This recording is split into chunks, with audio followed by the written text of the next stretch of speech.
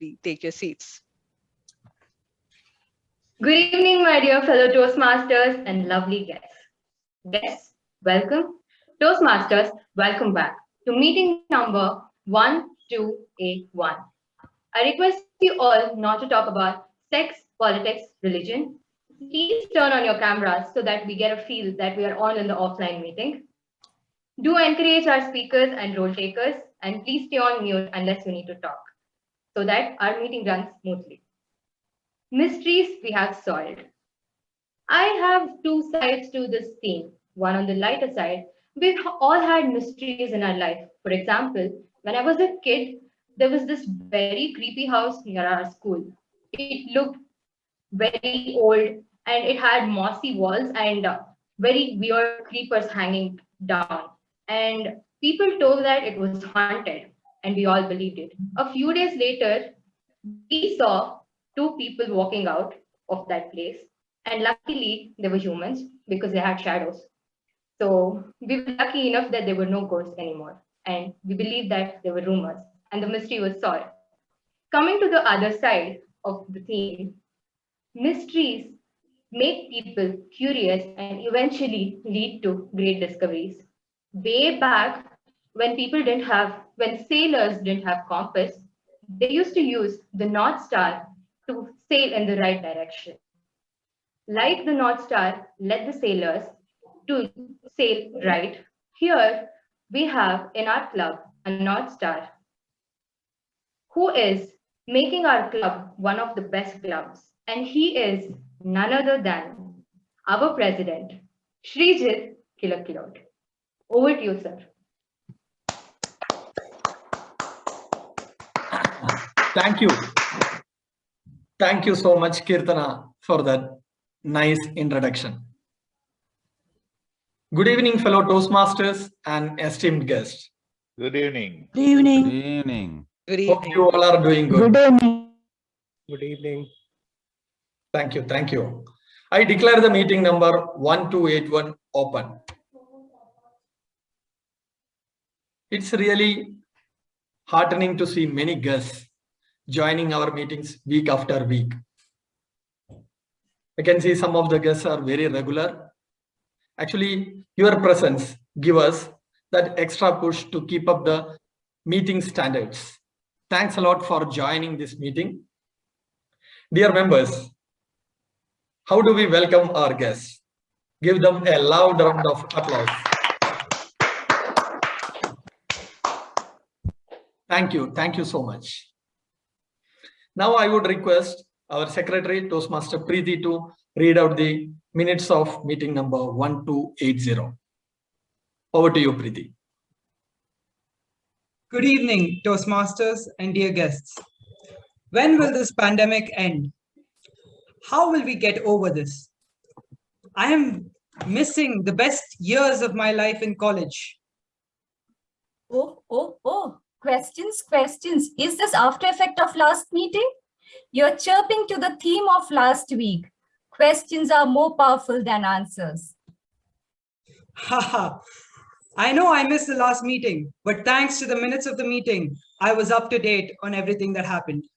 Yes, our Sergeant-at-Arms, Toastmaster Kirtana, started the meeting at 6:30 p.m. with how, why, when, which, while President Srijit motivated us through his life story of how one question of introspection turned his life around. The Toastmaster of the day, Varsha, made it engaging through her polls and witty comments. The icebreaker speech of Toastmaster Chetana about her achievements. Wow, that was amazing. Oh, very true. And the storyteller, Toastmaster Nagesh Nightmare, kept the listeners engaged till the end. In these troubling times, self-love has become very important.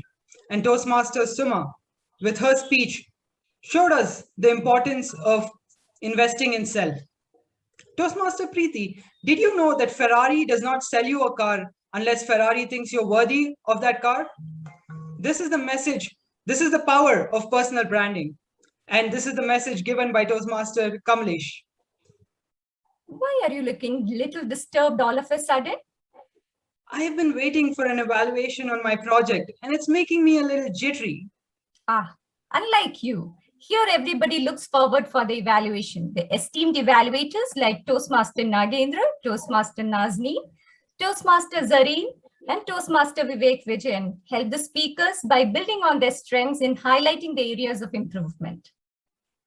The big boss or the general evaluator of the meeting, Toastmaster Robinson sir, and his wonderful team of TAGL players assessed and timed the meeting from beginning to end. Table topic session, that nerve-wracking yet fun-filled exercise where the previous meeting you were about to log off out of fear was conducted by table topics master Toastmaster Richard sir, who bombarded the session with comfy yet thought-provoking topics related to the theme. We had an amendment which was updated. With 77 attendees, all of us were winners. However, there were a few names that stood out. The best tag team player was Toastmaster Thomas. The best role taker was Toastmaster Varsha. The best table topic speaker was DTM Dr. Rajdeep Manwani sir. Evaluator Toastmaster Vivek. Speaker Toastmaster Nagesh. The journey of questions was a learning in itself. Now I'm questioning, why did I miss such a wonderful session? Over to you, Mr. President. Oh, wow.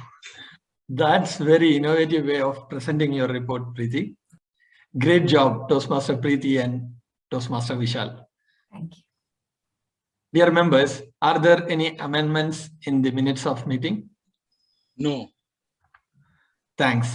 If no, then I declare the minutes stand pass.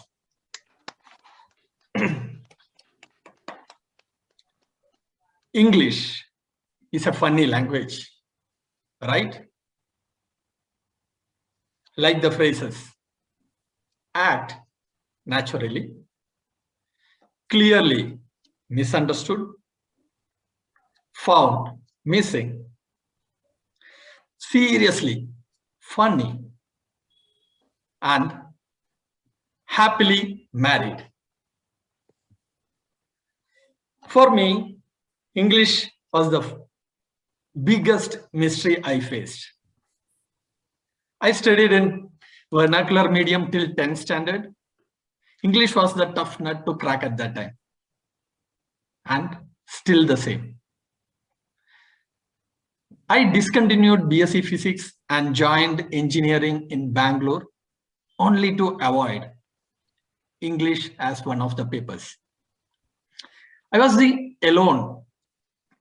only Keralite in my hostel. My father thought I would learn English very quickly. Instead, I learned Kannada, Telugu, and Hindi. You know, my roommate, Prashant, he was from Tenali, Andhra Pradesh. He started speaking in Malayalam.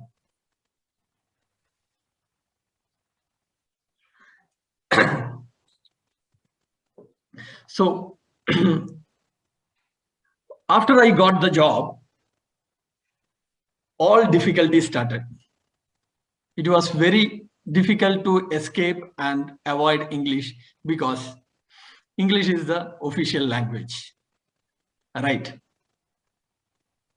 Once my manager asked me an update about a service which I provided on an instrument because that customer was very, very agitated and irritated.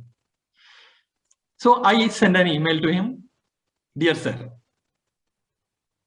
some time back, there was some problem in that instrument and I resolved it somehow. Thank you. Luckily, he didn't fire me that day. Instead, he gave me a big yarn, the importance and the impact of English language, which can make your career. I tried my best. I started reading English newspaper and magazines, but I couldn't understand anything. I joined spoken English class. It was a waste of money and time. I went to watch English movies. I had a good sleep in the theater. Somehow I couldn't connect to English. I really couldn't understand why I was not able to learn English. That was a big mystery to me. Then one of my friends said, spend time with more people who speak good English. Then your English handling skill will improve. That's how I found Toastmasters and joined Bangalore Toastmasters Club. Here, I listened many beautiful speeches. I started scripting my speeches and get it corrected by mentor and presenting my speeches, and started reading English books and noting down good phrases. By doing all these, I didn't solve, or still it's an unsolved mystery. But I can surely say that I don't hate this language now. I believe that is the first step to unwind this mystery. The mystery continues and I'm still hooked on and hope to solve it someday. With that note, now I would like to introduce you an energetic and enthusiastic Toastmaster who would take us through this meeting. He is an entrepreneur. He has a startup named Seminar Room. He wants to bridge the gap between industrialists and the students. He's a voracious reader and he loves to watch sports. More than anything, social service is in his blood. So ladies and gentlemen, please help me in welcoming the dynamic Toastmaster of our club, Toastmaster Puneet Raj. Over to you, Toastmaster Puneet. Thank you, President Srijit. That was a wonderful introduction. Thanks a lot. Fellow Toastmasters and dear guests, it is my privilege and pleasure to welcome you all to the Bangalore Toastmasters Club. Once happened, a guy walks into a bar and orders a shot. The bar attendant hands him a shot of whiskey. The guy drinks it down, looks at something in his pocket, and then orders the second one. The bar attendant gives him the second shot, same thing repeats. Guy drinks it, looks in his shirt, then immediately orders another one. After 5 more shots, the bartender can't take the mystery anymore and asks that guy, "Sir, you keep looking at something in your shirt pocket every time you take a drink. What do you have in there?" The guy says, "Dear friend, it's a picture of my wife. I keep drinking until she looks good for me. Then I go home. Unfortunately, I don't drink." Dear members and dear guests, yes, today's theme is mystery we have resolved. If you have not understood the joke, it's not my problem. Take this as something to resolve. If you have resolved, enjoy the moment. Dear members and guests, life is full of mysteries and sometimes conundrum. But it's all about how do you take it. What if you're well aware that what happens tomorrow? Isn't it just boring? Let's say you're watching cricket and you know who will win. Do you think it still interests you? That's why Neil Armstrong said, mystery creates wonder, and wonder is the basis of man's desire to understand. He solved the mystery by landing on the moon. One more mystery, which was resolved in 1924, nearly 97 years ago, was by a person called Ramsey Medley, who didn't even think the problem as conundrum, but solved the mystery of teaching people how to speak and lead in the proper manner, which led to the birth of Toastmaster movement in California. And Toastmasters today has spread over 16,200 clubs in 145 countries with a membership of more than 3,64,000. Dear guests, just to explain the structure of the meeting, every Toastmaster meeting has 3 basic segments. The first segment is about the mystery of how to become a better speaker, wherein speaker gives you the prepared speeches. Second segment is an exciting segment which solves the mystery of better thinking. That is impromptu speaking, where the topic is given at the point in time to speak. And the third and the final segment solves the mystery of better listening, which is the evaluation segment. Today, we have amongst us a distinguished person, a President Awardee, Dr. Rajiv Madhwani, who will be playing a role of General Evaluator. On behalf of General Evaluator, as the Toastmasters of the day, it's my duty to introduce the role bearers who will assist me in running today's meeting smoothly. I request all the role takers to please share brief about your role for the day. First one, to keep track of the time spent by each speaker, please help me welcome the timer for today's meeting, Toastmaster Krishna Sandy. Krishna? Thank you, Toastmaster Anirudh. As our speakers delve into a world where stories are strangers and fiction, my role as a timekeeper is to keep track of the time and to ensure that the speakers speak within their allotted time. So this would help us to run the meeting smoothly and on time. For the benefit of the new members and the guest here, I would be using 3 different colors in my background: green, yellow, and red. Green background is to indicate the speaker that their speech is long enough to be qualified for the finals. Yellow background is to indicate that they are running out of time, and the red background is to indicate that their allotted time is over. Prepared speeches are for 5 to 7 minutes. Green would go up at 5 minutes, yellow would be raised at 6 minutes, and red would be raised at 7 minutes. Table topics are for 1 to 2 minutes. Green would be raised at 1 minute, yellow would be raised at 1.5 minutes, and red would be raised at 2 minutes. Evaluation speeches are for 2 to 3 minutes. Green would go up at 2 minutes, yellow would be raised at 2.5 minutes, and red would go up at 3 minutes. So I request all the speakers to please pin me up before you start the presentation. I request all the speakers to pin me up so that we can avoid a conundrum during our meeting. So with that, all the very best for your presentation. Back to you, Toastmaster. Thank you, Toastmaster Krishna.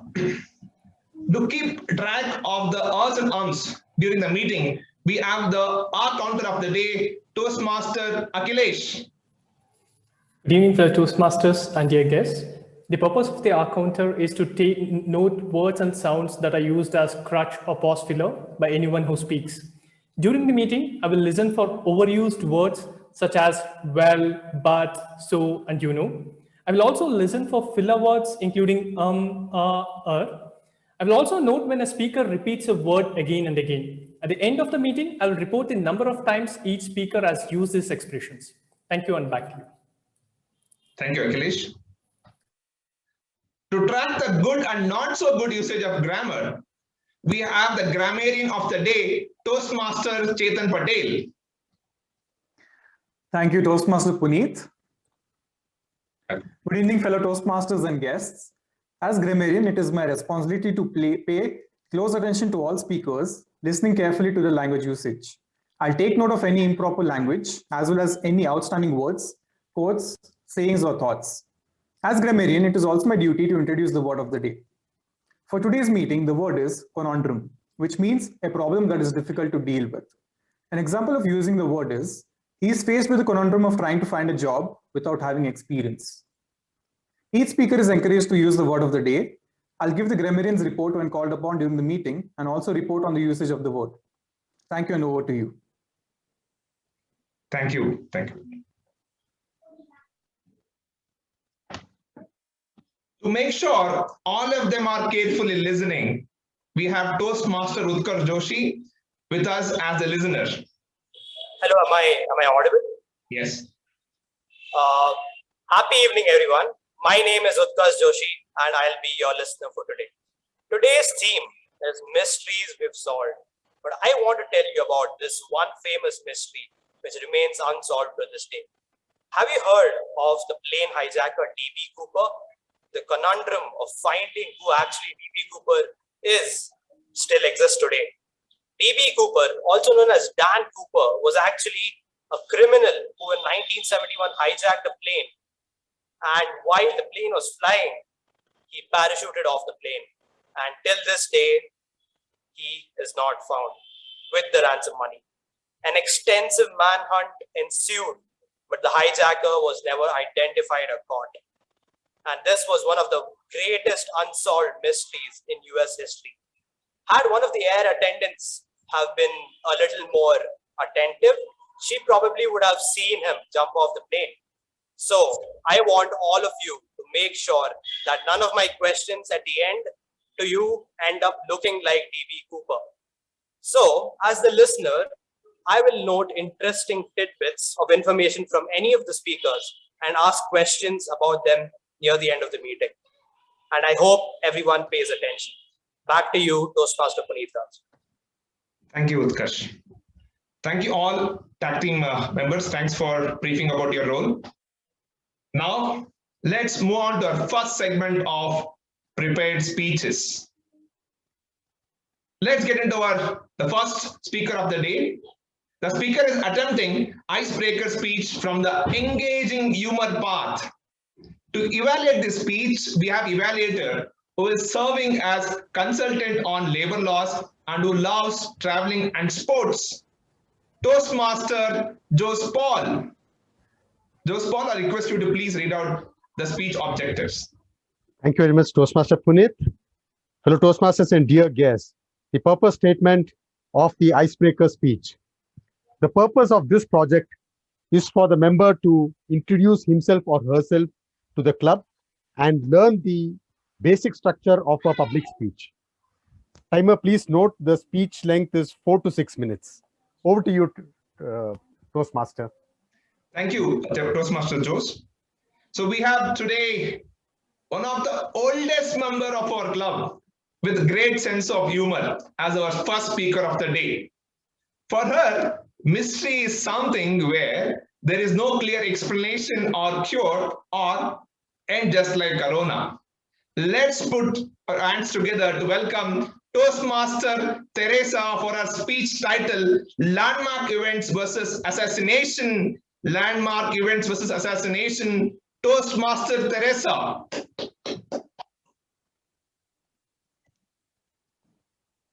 Landmark events versus assassination?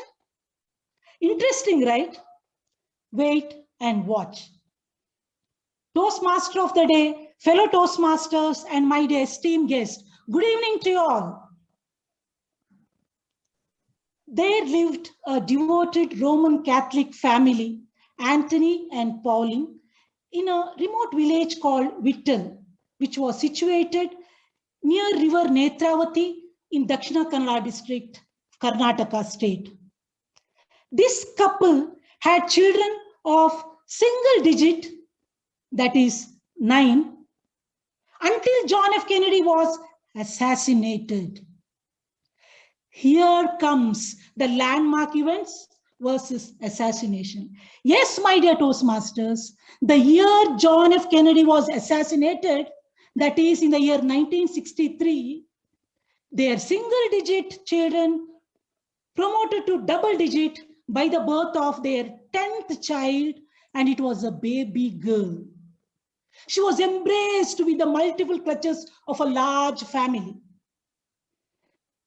The heroine of this story, the 10th child of Mr. Anthony and Pauline, enjoyed this soothing care for almost 5 years until Martin Luther King Jr. was assassinated. in the year 1968. The reason was, in 1968, this spiritual family got another baby, male baby, to complete their family as a cricket team. But this heroine of our story did not bother, because she had lots of friends because of her quality of making friends and a talkative nature. She did not bother much about their siblings or parental care. She did her primary and high school in the same village and then moved to another city. Because of her chatterbox quality, she was thrown out of the class. She was made to stand up on the bench and punished a lot. But still, in her 10th grade, she was shown as a leader by school pupil leader.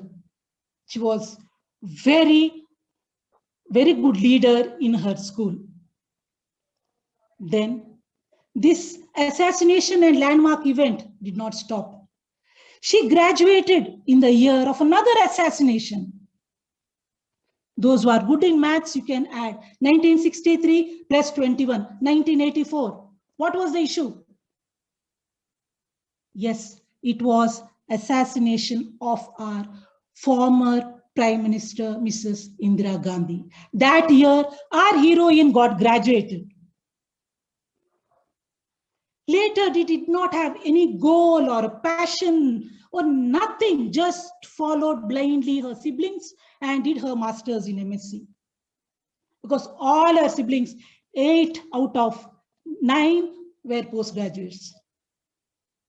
After her graduation, she worked for a few years in Bangalore. Then another event started, another assassination event. It was a completely turning point of her life. That was in 1991 month of May. A former Prime Minister, Mr. Rajiv Gandhi, was assassinated, and our heroine of this story got married to a gentleman, one who was sober, less speaking person. And she moved to the capital of Karnataka, that is Namma Bengaluru. The year 1991, where she got married, she stopped her chattering, her friendliness, everything came into an end because she had to cope up with her work and family. And in 1992, our heroine got a baby girl, the year when Bill Clinton was elected as a president in the US. And 1998, she got a male baby when Bill Clinton was impeached.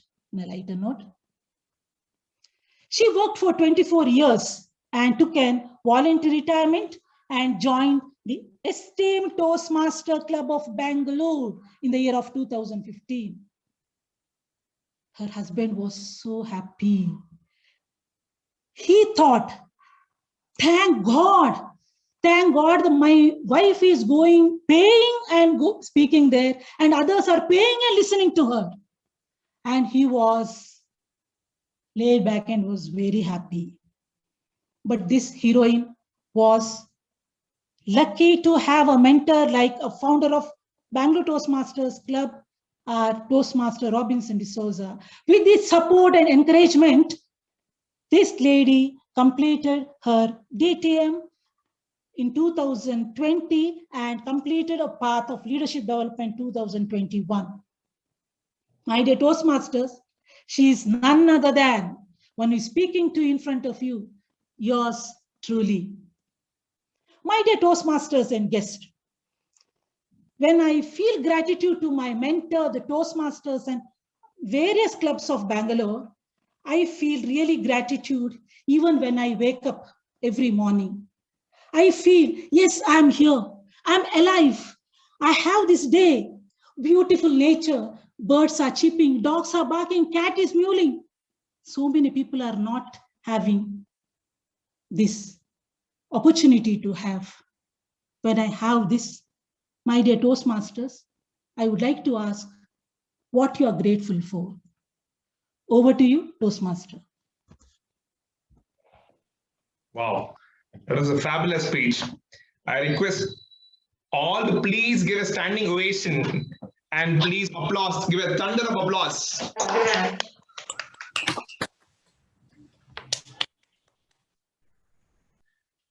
Oh, it was a great speech, ma'am. Thanks a lot. Thank you.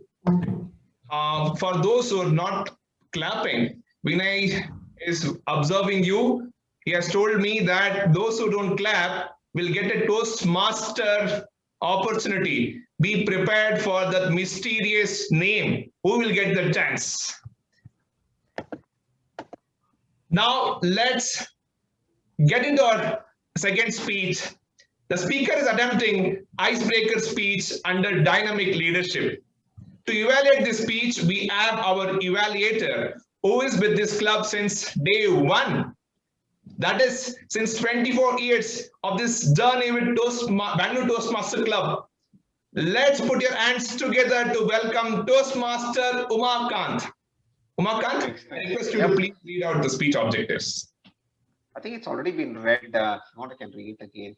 The purpose of this project is to introduce yourself to the club and learn the basic structure of the public speech.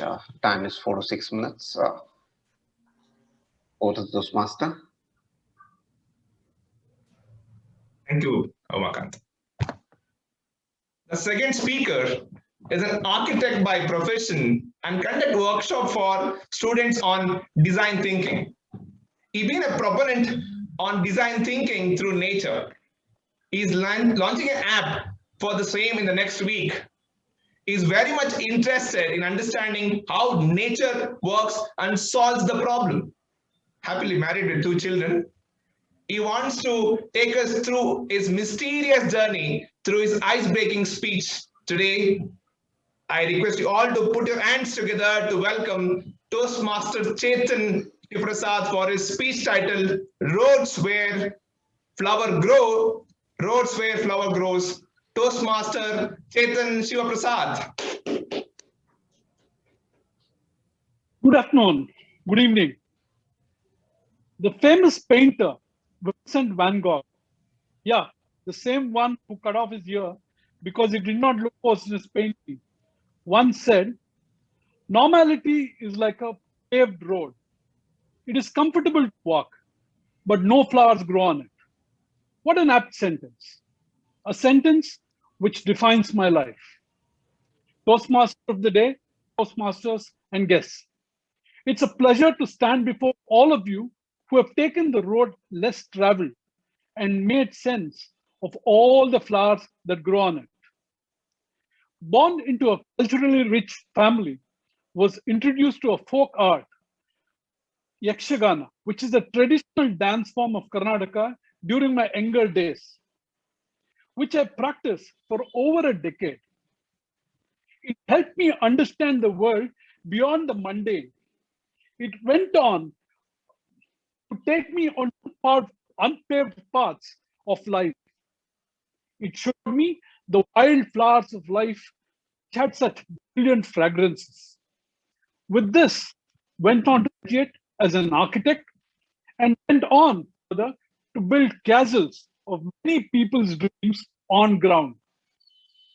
Under the brand name Kham, which Sanskrit Jakshar, meaning concepts of space, have been building homes, auditoriums, hospitals, resorts, and many more across the country for over decades. The epitome of my architectural journey was when our President of India, Dr. APJ Abdul Kalam, inaugurated one of our projects, a project which had designed when he was the president of our country. I went on to further build the building for the Kannada Film Actors Association, which is one of my prime buildings. I've also been a faculty of design, getting inspired by young minds and conducting workshops on design thinking across the country. It took me onto another diverse path, which took me to the beautiful town of Hampi. Hampi is a wonderful place which introduced me to an aesthetic which was marooned in history from the first rocks which were cooled down when Earth was formed. It brought into picture the rich heritage of mankind, who addressed a terrain suitable for bears and peacocks, manifested itself into a human settlement such as the Vijayanagar Empire. It evoked in me the sense of my Karma Bhumi, my next part of my life, where I'm setting up the Hampi Center for Design, whose vision is to bring the aesthetics of design to everyone's life. Today, I'm making the presentation, my icebreaker speech, from this space called Hampi. Another path of exploration happened as I dwelled on the sensitivity of the design industry, wherein I went on to a query as to why does nature not create any waste? When we as human beings send all that we produce and consume into a landfill, and is it possible for me to explore the beauty of nature to solve my day-to-day problems? Presently, on this less trodden path, working and creating a community of design thinkers, exploring nature as an inspiration for solving problems in the field of design, finance, management, production, politics, and many more. If you would like to make a difference to make the world a much better place to live in by learning from nature, it would be my pleasure to have you on board this community. As we meandered on this road of wildflowers, my wife, who is a dancer, herself suffered a situation wherein she was paralyzed head down, and with the doctor giving us only a 5% chance of survival. We together fought this battle as we had many more treks down the untrodden path. She became my inspiration as she fought the situation and was back on her feet, dancing to each other's arms very soon. We are blessed to have children who are taking their own paths of self-discovery, looking at flowers and insects on the way, and studying in architecture in 6th grade. The path to the future, I'm sure, will have more wildflowers and meandering paths with its beauty and journey of exploration with my lovely family. To conclude, I would like to refer back to my lunatic guru, Vincent van Gogh. My philosophy of life from there is to understand my own boundaries and then consciously step out to explore the wild grass, the flowers, the birds, the beautiful insects, and the conundrum of life. Over to you, Toastmaster. That was a great speech, Chetan. Your passion towards nature and the design was quite visible. I request all members to please give a standing ovation for this wonderful speech.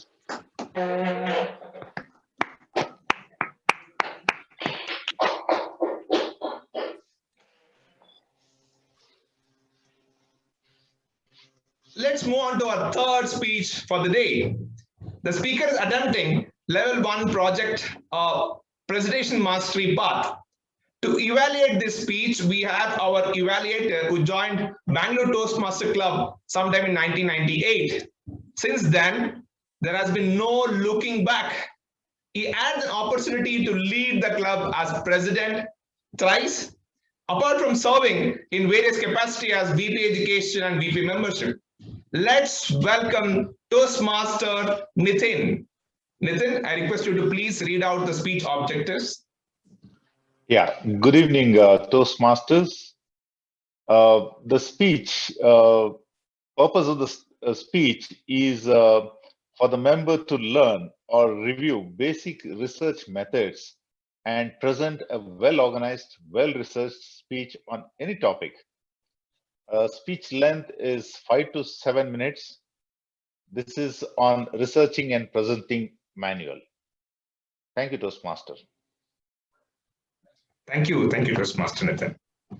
The third speaker, very special, who had grown from being an underconfident kid and who was judged for his skin color to be thrown out of his first job due to poor communication skills and then being able to unlock his full potential is helping others to do the same. Fatah Khan is a mid-career transformation coach is helping IT professionals to accelerate their career growth without any advanced degrees and certifications. He comes with 17 plus years of experience in the corporate world. He is a poet, upcoming author, career coach, and a passionate speaker. As per Fatah, the biggest mystery in his life became the biggest game changer for him. Please put your hands together for the confident and courageous member, Toastmaster Fatah Khan, for his speech title, From Mystery to Creating History, From Mystery to Creating History, Toastmaster Fatah Khan. Over to you.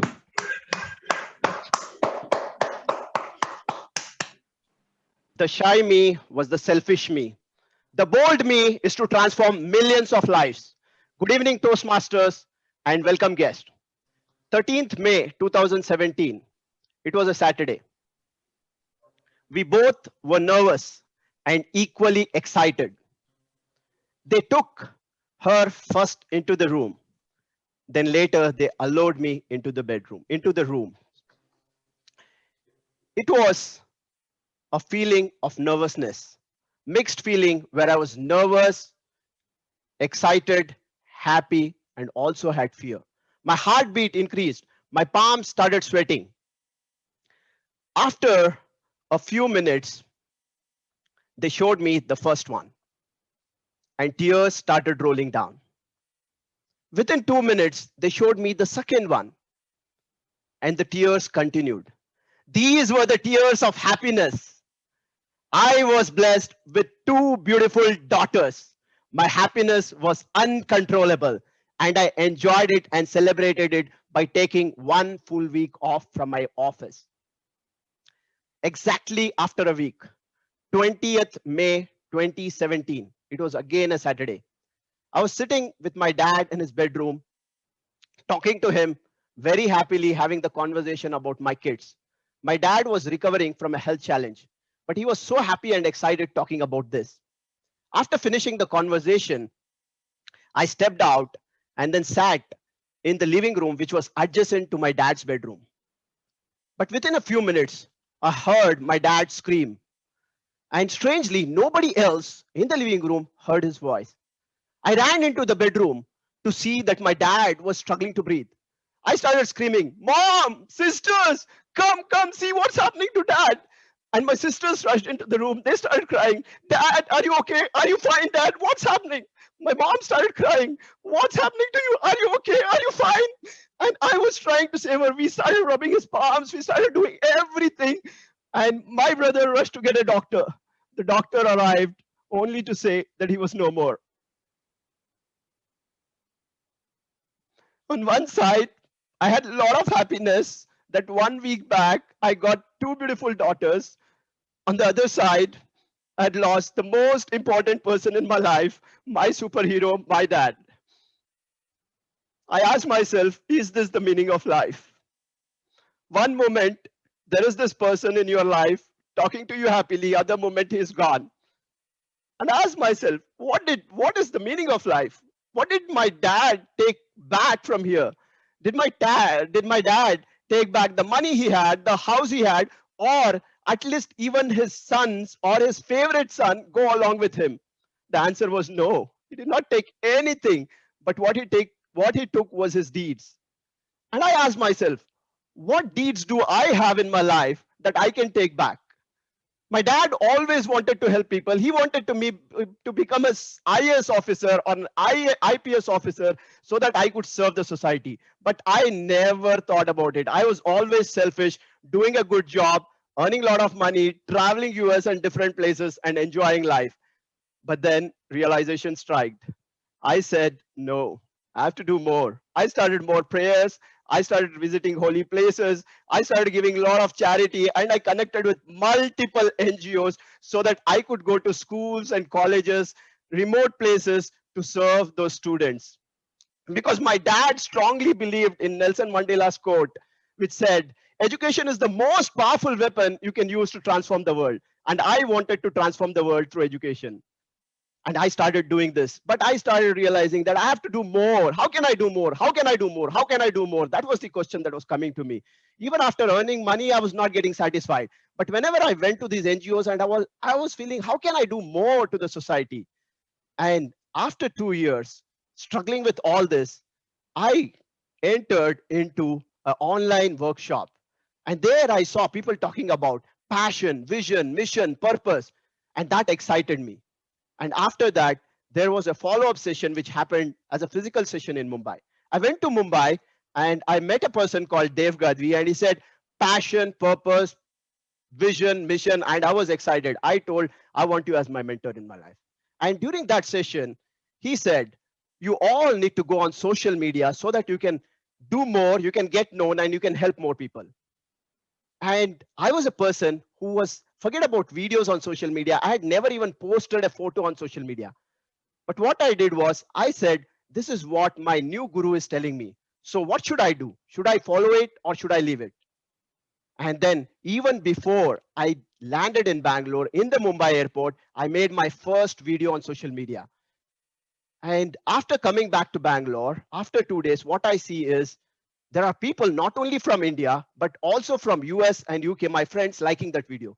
And I said, wow, I go to remote schools and colleges, and I'm able to touch only 100, 200, or 300 people. But here I can reach out to masses through social media. And this is what I'm going to do. This is where I'm going to be and going to help people. And with that, I continued to being on social media. From the past 2 years, I've been continuously on social media, doing a lot of content in form of text, posts, articles, videos. And what I realized is this is what I want to do throughout my life. Last year, July 2020, I quit my high-paying job to completely focus and start working on my passion, my mission, my vision, where my passion is teaching. My vision is a highly educated society, where I mean by education is not only academic education, but also life skills and moral values. And my vision, my mission is to transform 10 million lives to unlock their full potential and help them to live the life to the fullest. Now, while I end my speech, the one thought that I want to leave with you all is, I know we all have problems. We all go through problems, challenges, struggles, and mystery in our life. But how do we deal with that? What do we do after that? Do we actually use that to put ourselves down? Or do we use that struggles, challenges, problems, pain, and mystery to create history? Over to you, Toastmaster. Oh, Fatah, mystery to create history. Amazing. Very inspirational. You made us emotional, made us motivational. It was motivational. I wish you all the best for reaching out for all 10 million. Thanks a lot. I request all the members to please unmute and applause for this wonderful speech.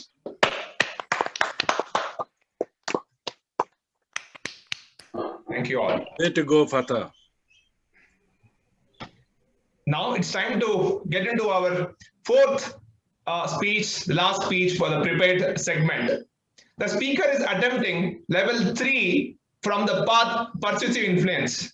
To evaluate this speech, we have our evaluator who has been with Toastmaster for 15 years, exploring his communication and leadership skills.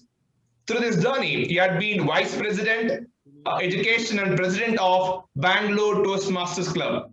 Currently, he is the President of Speech Studio Toastmaster Club. Let's put your hands together to welcome Toastmaster Prakash Tamankar. Prakash, thank you. Thank you. Speech objective. Yeah, thank you. Thank you, Toastmaster Punit. Toastmasters and guests, the speaker is attempting project 3 from level 3 of the path persuasive influence, connect with storytelling. The purpose of this project is for the member to practice using a story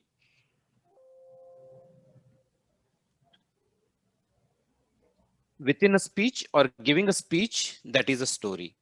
Timer, please note, time is 5 to 7 minutes. I wish the speaker all the very best. Back to you, Toastmaster Punit. Thank you, Toastmaster Prakash.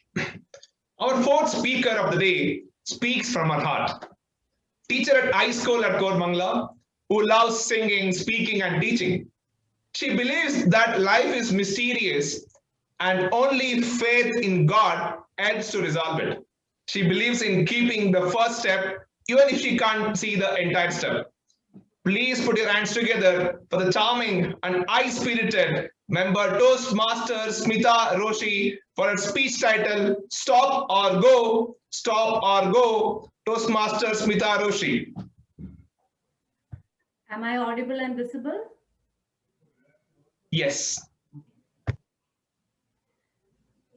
The year was 1996 and the place was Lukla, a mountain valley, gateway to Everest Mountain. Robert Edwin Hall, a 36-year-old New Zealand mountaineer, was standing there. He was the head guide of a Mount Everest expedition team, founder of Adventure Consultants. He was standing there admiring the stunning beauty of the magnificent, mighty Mount Everest, covered with snow, the snow-capped peaks. His face swelled with pride of having conquered Mount Everest 4 times and have guided 39 others to reach the summit, including his soulmate, Jan Arnold. She would have joined him, but they were expecting their baby. In 1953, Tenzing Norgay and Edmund Hillary reached the summit. But after many decades, the climb remained a difficult one until there was a commercial boom of those helping those 2 clients to reach the summit. Rob's adventure consultant was one among them. And he had 5 clients. He was training them for the last 2 months away from his home. Now his clients looked physically and mentally fit for the climb. So on 10th May 1996, Hall, 2 Sherpas and the 5 clients started on their journey to reach the summit. The plan was to climb for 12 hours and climb down for 8 hours. They had started at midnight. That means at 2 p.m., wherever they reach, they have to climb down. This plan worked well in the past 4 times. So on that day, they started, but on Mount Everest, just like we have traffic jams in roads, there was traffic jam. 33 other people were attempting the climb. So they had to be there in the bottlenecks, waiting. One major step before reaching the summit is Hillary Step, 8,750 meters above the sea level. Rob and his clients had to wait for 1 hour. They were forced to wait there. At 2 p.m., no one had reached the summit. At 2:30, Rob and his 4 clients reached there. At 3 p.m., snow started falling, light started diminishing, they started climbing down. When they reached Hillary's Step, they found the 5th member, Dow Hansen. They requested him to climb down along with them, but Hansen was so close to his dream summit. He didn't want to give up at that point. Hall asked the Sherpas to go down with the 4 clients, and he remained with him. The Sherpas tried to remind him of a forecast of a wind, but Hall said he will go along with Hansen, and they both started moving up. Their supplementary oxygen was getting over, and then the wind came. Rob made 3 calls to the base camp. One to say Hansen is alive, but he's not responding. Then to say Hansen is gone. And then to make a call to his wife. In that last conversation, they named their unborn child. He said he was reasonably well, and that his last few words were, "Sleep well, sweetheart. Don't worry too much." When he was saying this, his hands and legs were frostbitten. He had an urge to get up and move, but his body won't allow. There were moments of consciousness, it was going up and down. During these moments, I wonder whether he would have regretted the decisions he made on that day. The decisions he made on that day were biased more than logical. A logical person would never have stayed there beyond 2 p.m. They would have climbed down. His decisions were biased based on her expectation of his expertise. He was confident that he had the abilities to reach the summit. They knew about the wind, but he was overconfident that it won't come so fast. Biased based on his past experiences of victory. He had made it possible for 39 other people. Why not for this one person? Biased about the cost factor. He had charged $65,000 per person. And those clients had put the trust in him. He didn't want to break it. In our life, sometimes we make decisions which act as a catalyst to our failure. After all, life is a sum total of small and big decisions we take. May it be at a signal where the orange light is on, or may it be when you click that next button after having watched an episode of your favorite show in Netflix or Amazon, or may it be you procrastinate your work forever and ever. The decisions, my dear Toastmasters and guests, the decisions you take. Would it rather be biased by the overconfidence, biased by your past experiences, or biased over money matters? Or it will be based on your experience and knowledge, a rather logical and rational decision? One right decision taken at the right time can change your life entirely. So the next time when you hit the signal, when the orange light is on, decide, stop or go. Over to you.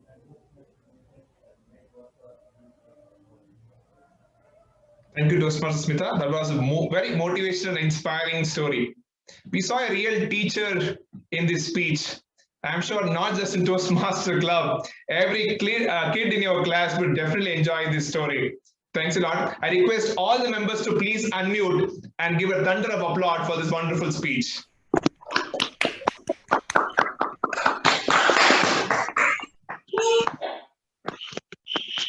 Thank you all. By this, we have come to the end of prepared segment. The members, the voting link for the best speech for the day is open. The passcode is 1281. I request you all to please vote your favorite speech of the day. The link is shared in the WhatsApp group. I wait for 30 seconds for you to complete the scene.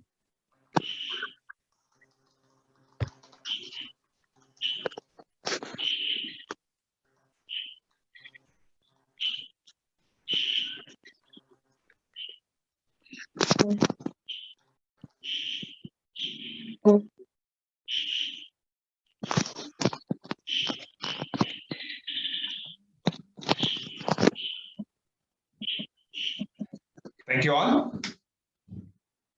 Now it's time for the exciting TT time. Not table tennis, but table topics. To provide us with the challenge for the today's table topics round, we have the table topics master who will be conducting the session today. He is wildlife photograph enthusiast and he loves motorcycling. To electrify the day with the table topics, please help me welcoming the table topic master for the day, Toastmaster Vinay Venkatramana. Thank you all. Thank you very much. Thank you, Puneet, for that wonderful introduction. And very rightly put, yes, a wildlife photography enthusiast. Because I went to a weekend trip to Kabini JLR resort last weekend and took a few photographs using my DSLR in manual mode.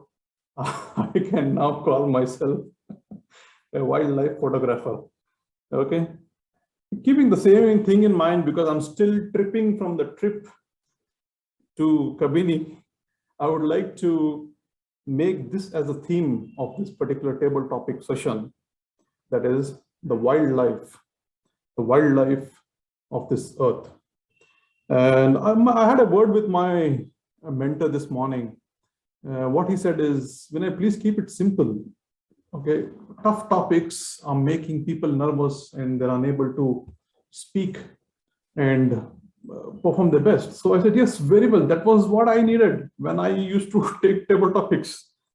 So this is kind of a revenge on all those lame and dry subjects that I've gotten so far on table topics. And I'm hoping all the people who have given their name today will enjoy the topics based on wildlife.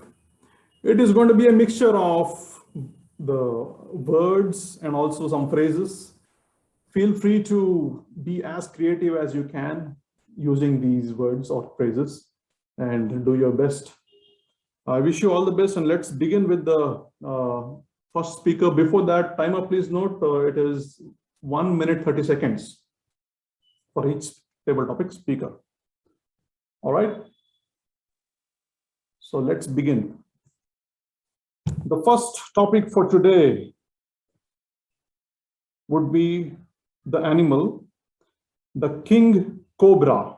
And who else but Toastmaster Nagesh Ramamurthy. The king cobra, Toastmaster Nagesh Ramamurthy. All yours.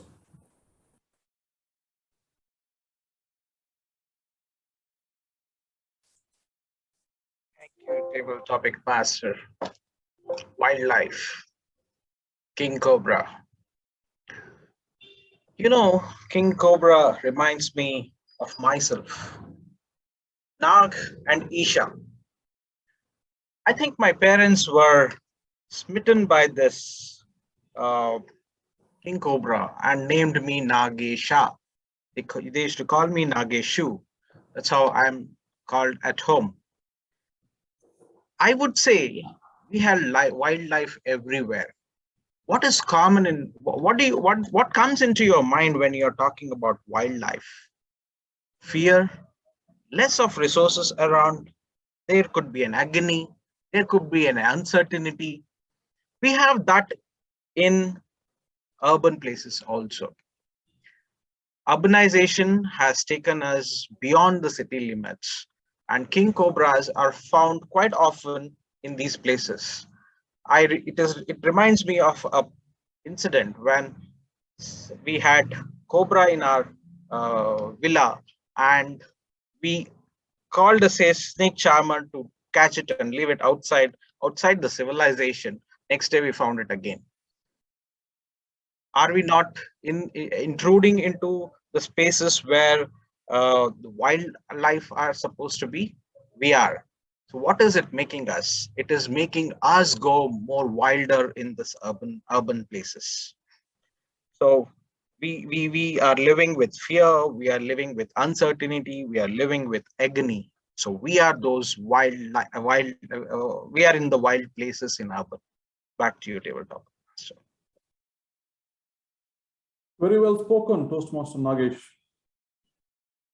Next would be a phrase, and the phrase is, there are several great minds on this earth, and not all are human.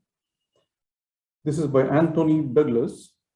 There are several great minds on this earth, not all are human, and I would like Toastmaster Vaidyanathan to speak about it. Thank you, table topic master.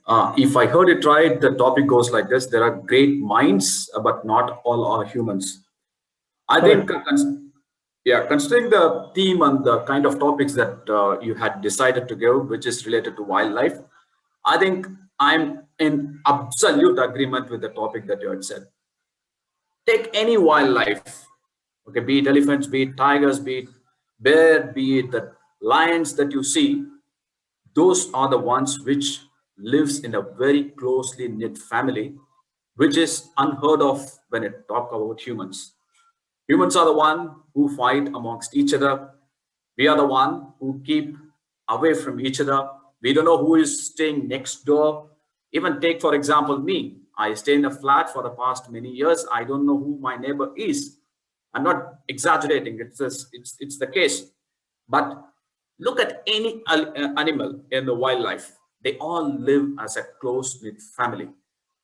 Being an ardent wildlife who keep frequenting to Bandipur and Nagaholi very often, and I know for sure how elephants do live in a forest. They are the ones who are the prime examples of how to live and how to lead a life. They don't unnecessarily harm anyone. They don't come in the way of anyone unless and until it gets disturbed. And they are the one who live as a very close-knit family. They are the one who shows the importance of brotherhood. They are the ones who shows the importance of parental care. And they are the ones who shows how not to harm others. Despite all this, we the humans are the one who put them into most of the distress. We construct lodges, we construct resorts. Bandipur is full of resorts. Even when you go interior also, you will find a lot of concrete places.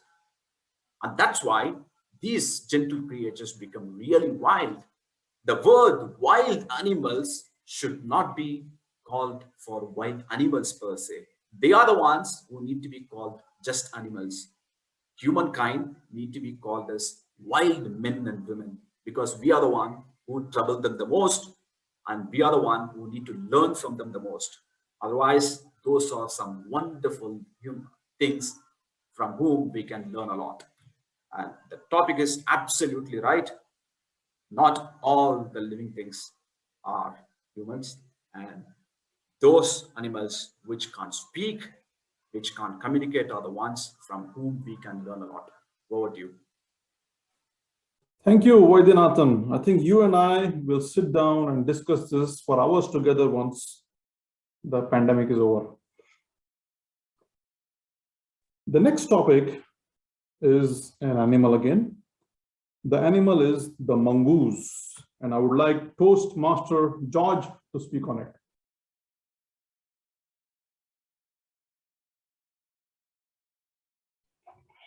Hello, table topic master. Thank you so much.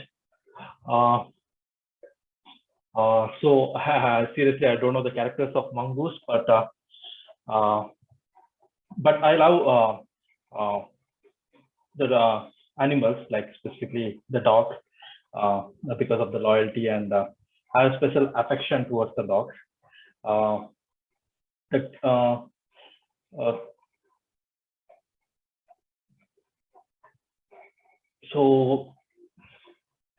Sorry, I do not have much to say about specifically on mongoose. Yeah, but thank you so much, Table Topics Master, for giving a topic to me. Yeah, back to you. Oh, most welcome. And as I explained earlier, it need not be point specific to the particular animal. It's a mixture of all the things. Please feel free to be creative around the topic that I give you. All right, moving on to the next speaker. We have another phrase here, and that is, animals are such agreeable friends. They ask no questions, they pass no criticisms, by George Eliot. And I would like Toastmaster Money to speak on it.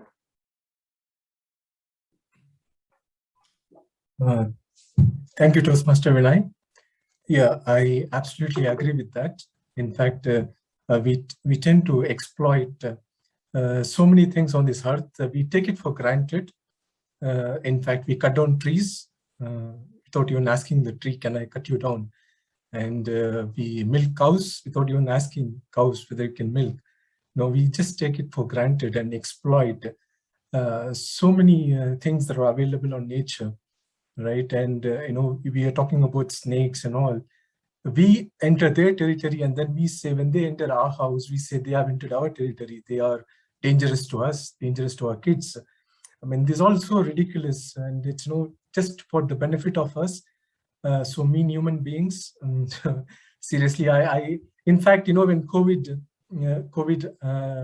pandemic started in 2020, I felt that was a very good year for nature to regenerate itself, for the wildlife as such.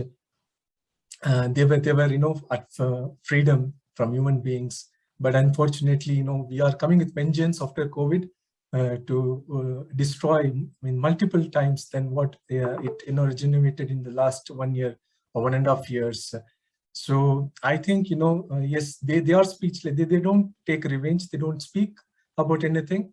But, we, for our own benefits, selfish benefits, we do exploit nature, left, right, center, I think, which we should avoid. Over to you, Table Topic Master. Thank you, Toastmaster Mani. Very well put across. Now let's move on to the next topic, and that's going to be an animal, and it is the elephant. And I would like Toastmaster Satvik to speak on it.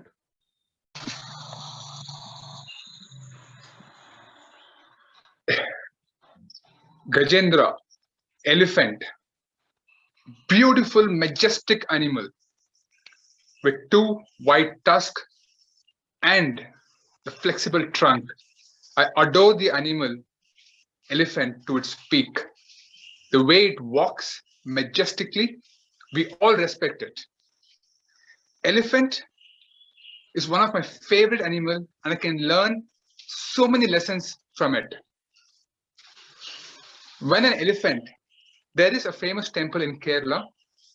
Every morning, the elephant goes to the Ganesha temple to worship. En route, along the way, many dogs come and bark at the elephant. But what does the elephant do? It focuses on its vision to go and worship its master, Lord Ganesha. If it wants to, with just one kick, it can smash all the dogs. But then it is so focused to go and worship its master. That is the strength of an elephant. The mightiest animal with single pointed focus. I completely respect elephant, and that's one of the biggest lesson I can learn from elephant. Focus, stay humble. Over to you, Toastmaster Vinay. Thank you, Satvik. Very well put across. The next one is going to be a phrase, and the phrase goes like this: no one in the world needs a rhino horn but a rhino, by Paul Oxton. No one in the world needs a rhino horn but a rhino, by Paul Oxton, and it's going to be Toastmaster Mahesh.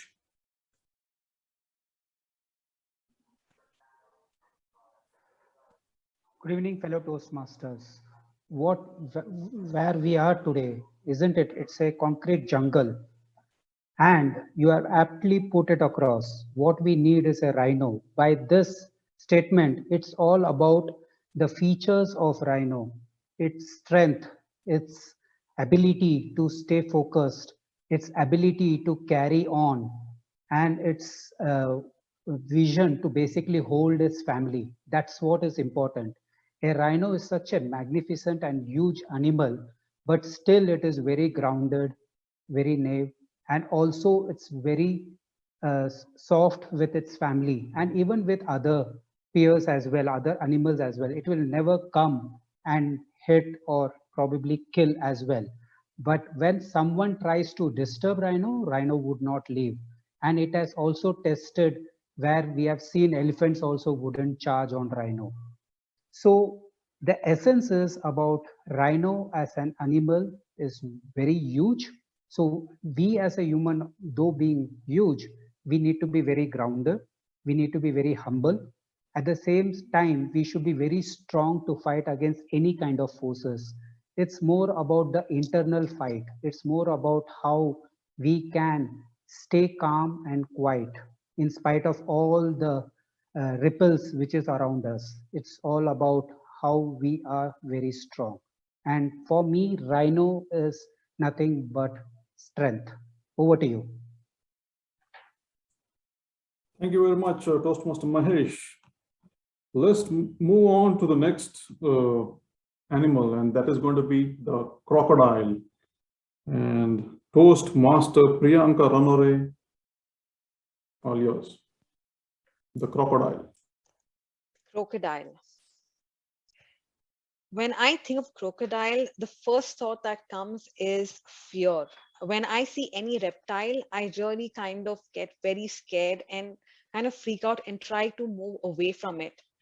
But the fact is, actually, when you observe it closely, where I've been very fortunate 6 months back when I traveled to a nature camp, Gali Bore.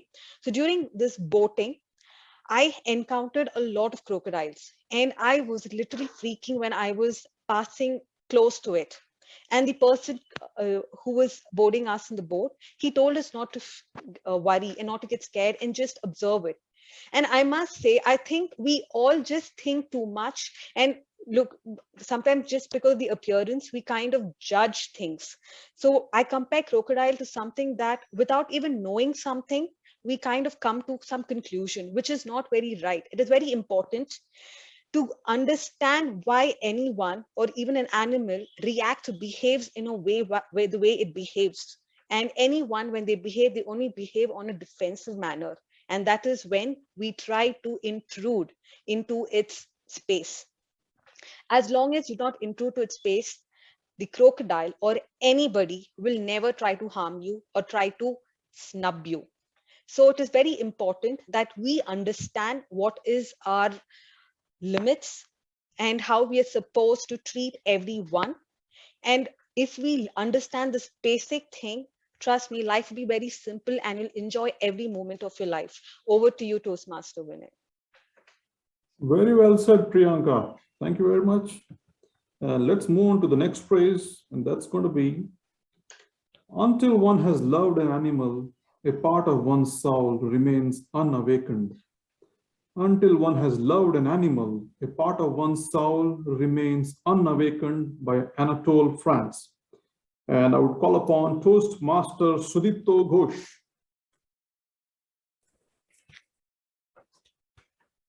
Thank you, Vinay, for the lovely topic. And I mean, it's not just about loving an animal. It's about, loving another being, whether that may be an animal or a human being or someone else. It's only, when you love the second person, maybe the animals might be our first teachers in our life, because a lot of us grow up having a pet. Sometimes a dog is the most common one. They teach us the virtues of seeing the world as something bigger than us. I think one of the earlier speakers also mentioned, right, how can we transcend the I? Like, how can we transcend the I and make it into a we, and then enlarge our hearts, minds, and passions to incorporate the entire humanity, right? And that's what the feelings of love develop in us. Sometimes animals are our first teacher in that journey, and sometimes our other fellow human beings. But that once we get those feelings imbibed in us, that's the one when we can take the society forward. We can do something for the society which satisfies our higher levels of cravings. Back to you, Vinay. Very well spoken, Toastmaster Sudipto. The next topic is going to be an animal, and it is the great white shark. And this goes to Toastmaster Sanjay Rao. Thank you for the topic, table topic master. Great white sharks. So they stay in the depths of the oceans, and they're very sneaky, and they are usually on the lookout for the prey. And sometimes they even team up together if they have to hunt a bigger animal, say a whale, where I have seen in the television, usually they gang up and they completely shatter the animal and kill it. So how we can incorporate the mindset of shark is in our lives. We want to go towards our goals and everything. We need to incorporate that. But as human beings, we also have a mind that is discerning, which can think, and we cannot just go around doing deforestation and killing all the animals. animals have a definite software where they can think in only a particular limited way. So God or the creator has not given them that capacity to be able to distinguish what is right, what is wrong. But for as humans, God has given us that capability, and we need to use it to make the world better. And I had seen that during the initial period of lockdown, when everything had closed down, the roads, they were very the environment was very serene, and I used to feel so good to walk out and breathe the fresh air. And I had also seen some of the wild animals had also come out onto the roads. In the news we used to see that. That was the first time I actually saw the news. I don't like to see the news, by the way. So that was wonderful to see. And how we need to be aware of these things and need to do our bit, so that we cannot stay alone on this planet. So everything needs a balance, and the balance comes only when all of the beings on the planet, they're in the right amount, so that the world continues. Or else we might see a catastrophe very soon if we keep doing what we are doing. Thank you. Over to you, Toastmaster. Thank you for sharing your experience, Sanjay. Now let's move on to the next one, and that's going to be a phrase. So it goes like this: the clearest way into the universe is through the wilderness of a forest. The clearest way into the universe is through the wilderness of a forest, by John Muir. And it's going to be Toastmaster and Dr. M. Mohan Kumar. Hello. Hello. Hi, I can hear you, Doctor. Sir, good evening, sir. Thank you, Table Topic Master Vinay. Most welcome. Carry on. Just this is the first time I'm talking. Please repeat this one. Yeah, sure. The clearest way into the universe is through the wilderness of a forest. Yes, thank you. As you said, the forest is it's to maintain the ecogenicity of the world. Forest is very important. Forest is important to get our good oxygen also.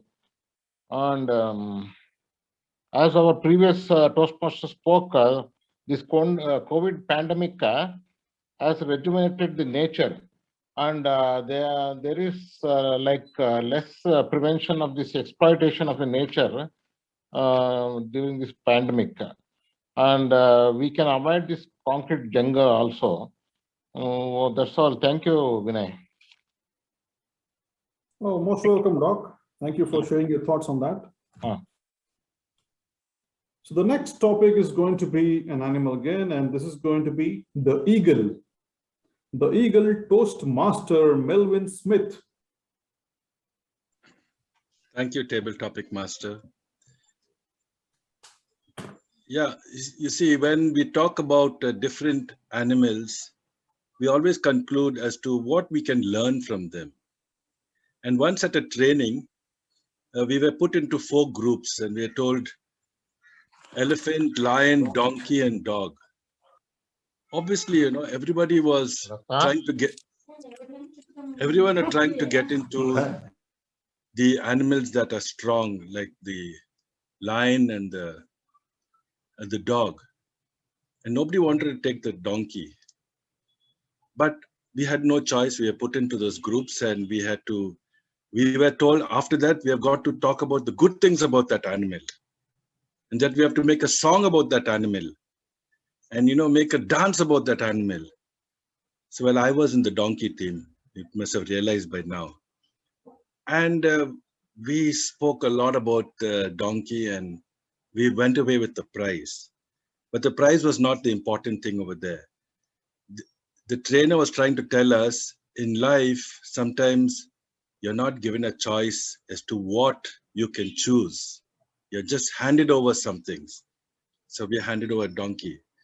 The second learning we got from that was, whatever you are, there's always some good you can find out in that animal or whatever you've been given, handed over.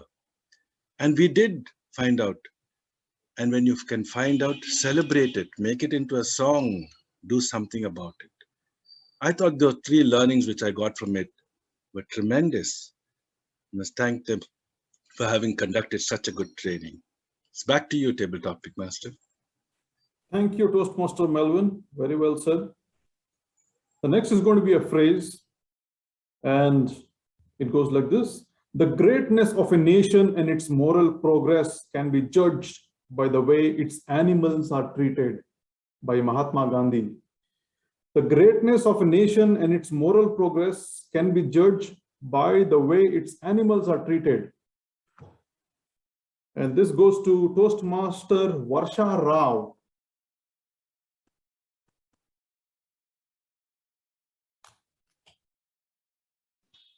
Do we have Toastmaster Varsha Rao on board, or have I confused it with the Varsha BM? I'm here, Vinay, Varsha BM. Okay, Varsha, I think it's your name. Please carry on. We are the land where Mahatma was born.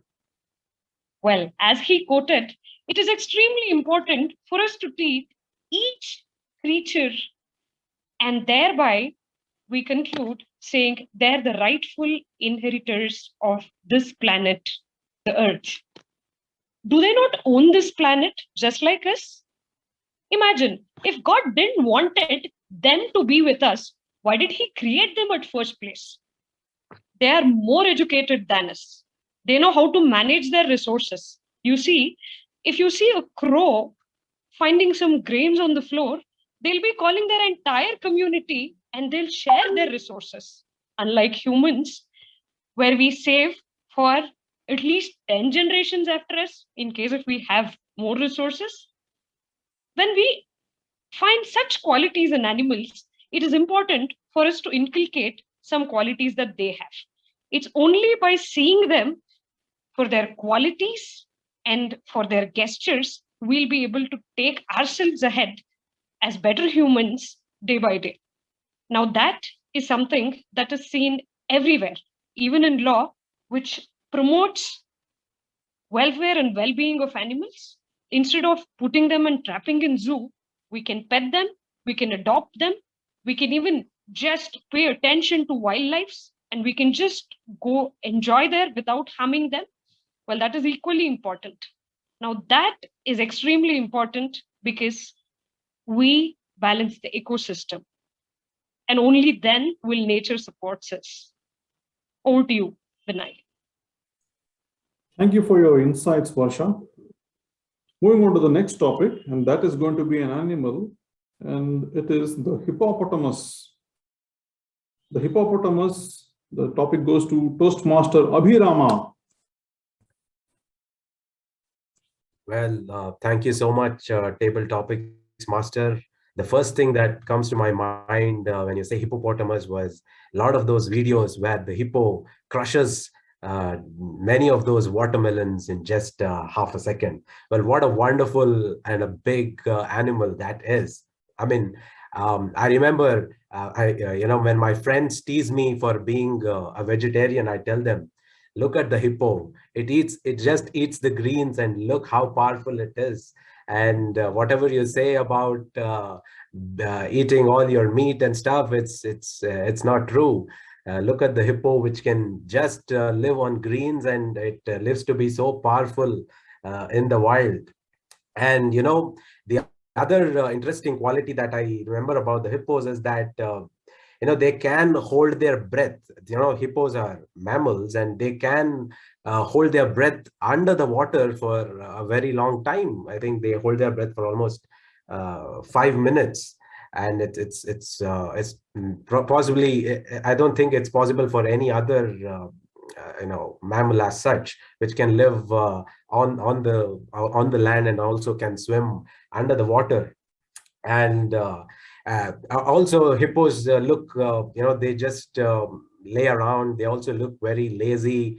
They try to spend a lot of time on the shores under the sun. And the only way that I have seen hippos is possibly in some of the zoos, or thanks to all these Nat Geo photographers, the wildlife photographers who capture many of these wonderful moments, wonderful creatures in the wild. So thank you so much, Vinay, for this topic, and back to you. Thank you for sharing those insights, Virama. We have the next topic, and that is going to be a phrase, and that is, heaven goes by favor. If it went by merit, you would stay out and your dog would go in, by Mark Twain. Heaven goes by favor. If it went by merit, you would stay out and your dog would go in. And this topic goes to Toastmaster Aaron Kamath.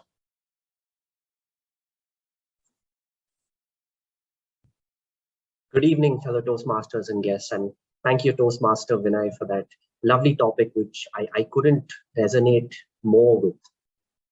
You see, ladies and gentlemen, today we're all tied up with our own lives. For us, we're driven by our careers, our intentions, recreation, materialistic things. Animals aren't, and especially dogs. There is some truth behind saying that a dog is a man's best friend, and I'd make it, gender neutral here. A dog is a person's best friend, right?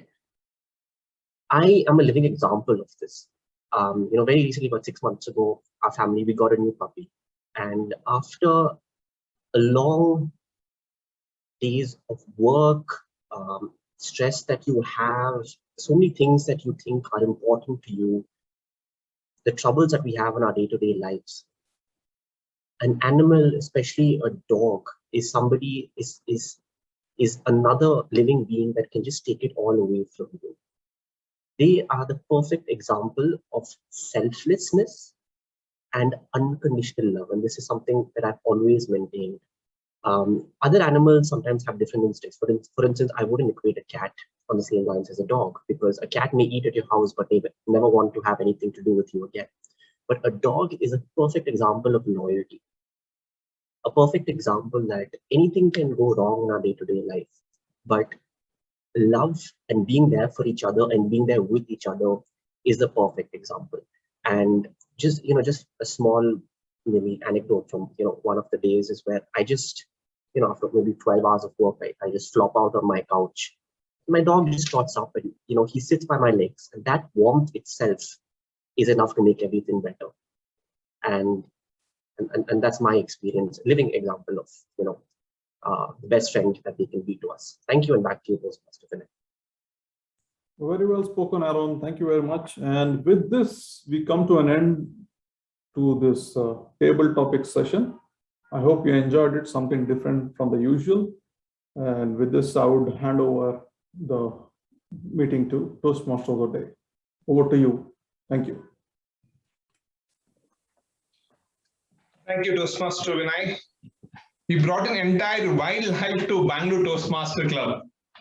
You not just made these topics mysterious to resolve, it was an eye-opening to observe these animals and learn from it. Not just your topics caution us that as if we are the only creature on earth, there are fellow beings we need to take care. Thanks for the very thoughtful topics. Let's I request all to applaud for wonderful topics given by Toastmaster Vinay. Please unmute yourself, please. Yeah, thanks for all the Toast table topic speakers for their wonderful attempt. I request all the members to unmute and give all the speakers a thunder of applause.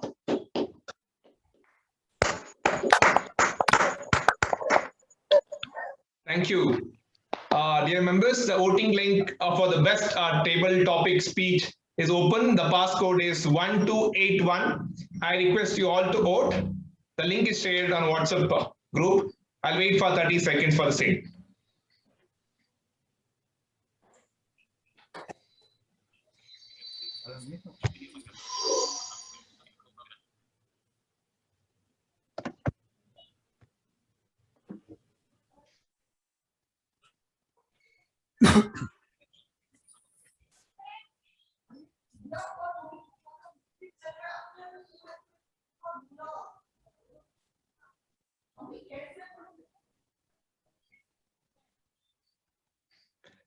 Thank you all. Before I introduce general evaluator of the day, the evaluator and role taker link will be shared in the group. Please vote after each section. Now we are getting it a very important round of Toastmasters meeting. In this round, constructive feedback is given to each speaker as well as to the overall meeting conducted so that members can benefit from the experience of evaluators and become better speakers. For this, we have the general evaluator to conduct this session. He is President Awardee, loves meditation, organizes his day very well, fond discipline of Swami Mahatria, an academician, researcher, and a public speaker. He is a coordinator for Commerce Department at Jain University, featured on Toastmaster International magazine with Vijay Anand. Personally, for me, a great mentor to my life. I would now like to hand over the session to General Evaluator of the Day, Distinguished Toastmaster, Dr. Rajit Manwani. Over to you, sir. Thank you so much, Puneet. I'm audible and visible? Yes, sir. Thank you so much for that wonderful introduction. I just hope my wife and mother-in-law also join Toastmasters so that they can hear such good things about me, but unfortunately they are not. Anyway, thank you very much. When I was young, I was sitting with my dad in the dining room, in fact, in the sitting room, and my mother and my sister were washing dishes in the kitchen. And soon we heard a loud crash. It looked like one of the glasses had fallen and broken. And there was pin drop silence. My father looked at me and he said, the mystery is who has dropped that glass. I said, definitely mom. He said, how do you know? I said, we didn't hear any screaming after the glass has been dropped.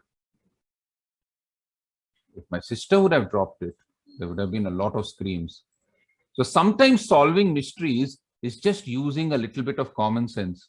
Thank God I had a little bit of common sense at that time and it proved right. Whenever my sister dropped anything, there was a big hangama in my house. And just like today's meeting, we started off with a big bang.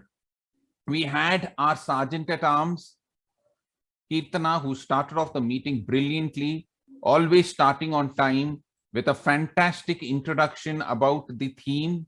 She talked about a mystery. She talked about an incident which happened during her childhood and the ghosts with those shadows. Brilliant, Kirtana.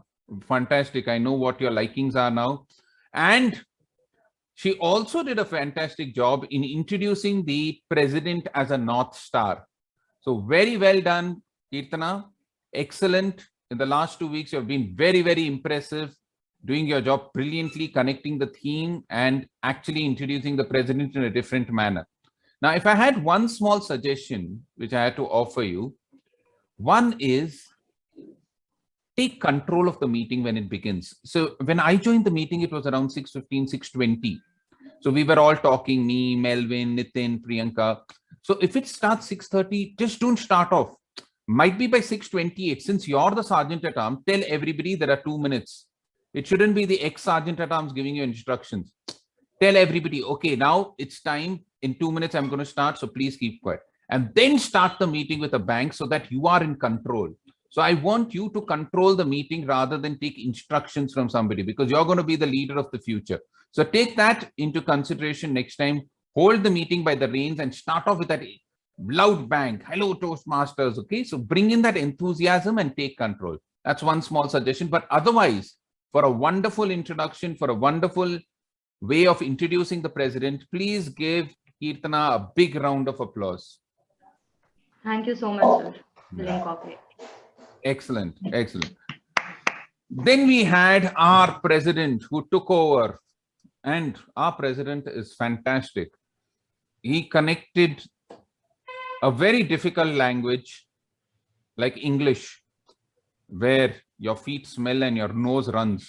while your feet should run and your nose smells, into a very, very interesting talk about English, giving us oxymorons and conundrums and talking about his difficulty with English. He always brings out his personal stories.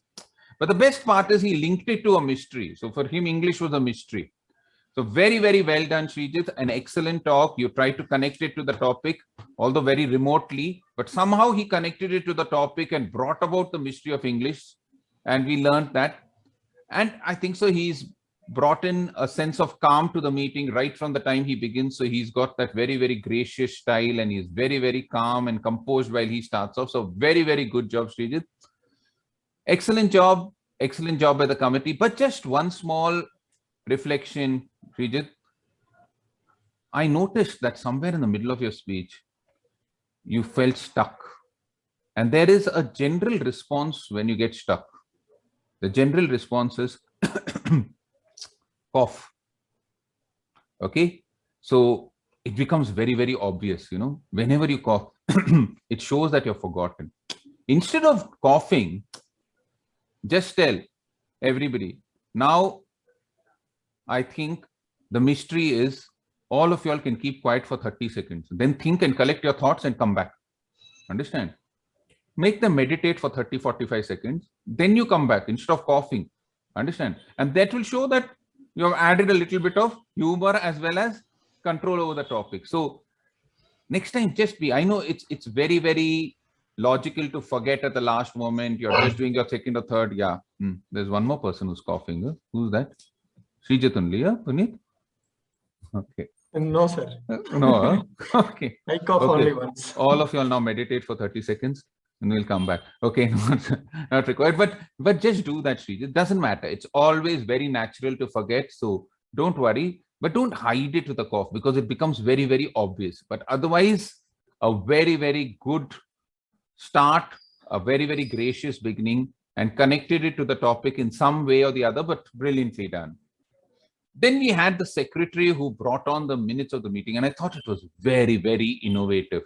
Preeti, you have done a fantastic job, both in the minutes while you're sending them, as well as the way you did it today with Vishal in a question answer. I almost felt that I was in an actual ceremony where the MC and the co-MC are doing a fantastic job. So you brought in so much life to the minutes, which was brilliant. Fantastically done. Both of you all excellently coordinating, getting everything done.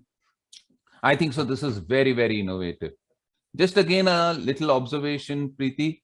One, the minutes are sent on WhatsApp and they're not sent on the email. The first time it came a little late to me, and there might be some people who skip their WhatsApp. You have 1,000 messages, but email, and I'm only on email. So please send it on email. And the second small recommendation I have, Preeti, is I just want to ask the timer. Krishna, how much time did Preeti take for her minutes? To be Krishna? frank, I did not keep track of her time. Yeah, that's all. You didn't keep track of her time. Never mind. But I felt that it went a little long. I felt like usually a secretarial minute should be wound up within 1.5 to 2 minutes because we are short of time. We always tend to end the meeting beyond 8:30. So Preeti, if you can combine this innovation with the time limit, that would be a great challenge for you, and it will also be a great innovation. Keep up the innovation, but try and make it crisper. Try and make it within 1.5 to 2 minutes so that we don't lose too much time, because it looked as if the presidential address and the secretarial minutes had the same time, around 4 minutes each. So just keep that a little bit in mind while doing your next minutes. But otherwise, a fantastic job. Keep it up, Preeti. We are very, very proud of you. You've come a long way. Fantastic. Thank you, sir. Excellent. Then we had the Toastmaster of the day, the hero of the day, Puneet Raj. Now, why I tell you as the hero of the day is, haven't we seen in movies, at the last moment, the villain kidnaps the heroine. And when does the hero come? Towards the end. Just jumps in, saves the heroine for the day, and takes her away. And that's what Puneet did. Wednesday, we came to know that there was an opening for a Toastmaster slot. And who jumped in? Puneet Rajkumar. Not Rajkumar, I'm sorry. Cut out the Kumar. Puneet Raj. Correct? So Puneet Rajkumar, I'm sorry, Puneet Raj came at the last moment and saved. Who's your favorite hero in Puneet? Okay. We are He also, yeah, I don't watch movies. No, I don't know. Yeah, I mean, he just takes those shots and watches that photo inside his pocket, I think. Correct or no? No wonder his wife looks good. That's what he wanted to tell us. Correct. But he took that last minute challenge, which was brilliant. And remember, Puneet is doing this for the first time. So taking up a responsibility for the first time at the last moment is a great achievement. So for that, he deserves a big round of applause. Fantastically done. And despite that, I think so you carried the meeting brilliantly. The introduction to each of the speakers, the evaluators, the way in which you have conducted the meeting, the enthusiasm, the energy, the connections which you have brought in are brilliant. So for that, Puneet, you have all the accolades and all the applauses from my side. Just a little small observation. The introductions. I felt one or two introductions went a little haywire here and there. For example, when you introduced Teresa ma'am, I think so you got carried away by her. You said she's one of the oldest members of our club. Never tell that about a lady. Correct or no? Teresa ma'am, do you dye your hair? Partially. Partially. Okay. What did Puneet see? I don't know. That he's telling you're the oldest member of our club. Correct? Face. So, okay. Whatever he saw. Correct enough. Not by age. But not the age. We saw the enthusiasm of Teresa. She's not the oldest member. She is the youngest member of our club. She's so excited and she's so good. Fantastic. And then one more thing which you did. When you were introducing the icebreaker of Chetan Shiv Prasad, you gave so much information about him, design thinking, this, that, and all. Poor fellow has to speak for 4 minutes. You introduced him for 1.5 minutes. Out of 4 minutes, 25% of his speech is gone over there because he has to introduce. So refrain from introducing icebreaker speeches. Just these two small observations, Puneet, but for your wonderful enthusiasm, your sense of humor, your connecting, encouraging every participant, an excellent job. So please give Puneet a big round of applause. Great job done. Thank you, sir. Then we had the first speaker of the day. Again, I think so, the last minute, not last minute, the assassination at the landmark. We had our old assassin, Teresa, and we have a an older landmark of our club, Jose Paul, who will evaluate her. Jose Paul, it's all yours. Sir, Jose Paul just messaged he had some network issue, so he may come next. Okay. So, okay. So we will move out. That's what happens when you get assassinated. Correct? That's what. Not the date today, Teresa ma'am. Okay. Jose Paul was assassinated from the meeting. Okay. Now we'll go to the second speaker of the day. We had our icebreaker, Chetan Shiv Prasad, who was evaluated by our Umakant Vichur. Umakant, it's all yours. Hey, thanks, Rajdeep. Just give me a minute. Oh, what a wonderful speech by Chetan. I think as an icebreaker, it was he looked so confident when he was speaking, and for a speaker of his, the first thing which I observed in his whole speech, there was a sutratar, that's nature. He built around the nature. The whole speech was built around the nature, and the sutratar of nature. He connected each of his stories, with the nature, and he brought it out very well. What I felt, he's a very confident speaker. He spoke very clearly for an icebreaker. He spoke very confidently. There was no sense of I could not find any kind of a nervousness in him, and he had very clear thoughts. He was very comfortable during the delivery of his speech. And in all, it was a wonderful speech for an icebreaker, an amazing speech. There's one small thing which I felt, a small suggestion, when you're speaking when he's speaking, I think it's good to stand up and speak. I felt he was sitting and speaking, not sure about that, Chetan, if you could confirm that, when he's speaking, if you could stand, it'll be great, it'll be great, though. And I also felt that you were using your hands pretty well. And for an icebreaker, I think you did well about your hand gestures. There was nothing which I felt, when you're speaking, your thoughts were very clear and you created those images of Humpy. I could just feel Humpy out there when you spoke about Humpy and those things, your passion for nature. And you also used some lot of good words in your speech. Okay, and you began well with a good saying of normalities like pavement, and it's very comfortable to walk and no flowers grow. And you also entered with Vincent van Gogh's speech, understand your own boundaries. So that's something amazing you did. But one more small suggestion which I felt you could use is to conclude the speech, to begin a speech. I think those are phrases that you could avoid, as in future speeches, not for an icebreaker, but in future you could inculcate these things. Stop using the words, phrases like, to conclude. I think as a conclusion, we learn in future, summarize whatever you spoke in the speech. In this icebreaker, there's one thing I think we came to about your family, your passion, your design, and you are a multifaceted person. That's also something which you clearly brought out in your speech. Overall, I felt it was a great speech for an icebreaker, and you spoke well. All the best. Welcome aboard Toastmasters. Have a great journey ahead. Over to General Evaluator. Thank you, sir. Thank you, Umakant, and thank you, Chetan. It was really wonderful. Your passion for design thinking and the way you brought out your fighting spirit of your family and your wife coming out and dancing. It was really very inspiring and a great message. Great job done, Chetan. Umakant, I don't know why you said that the guidelines have already been read out.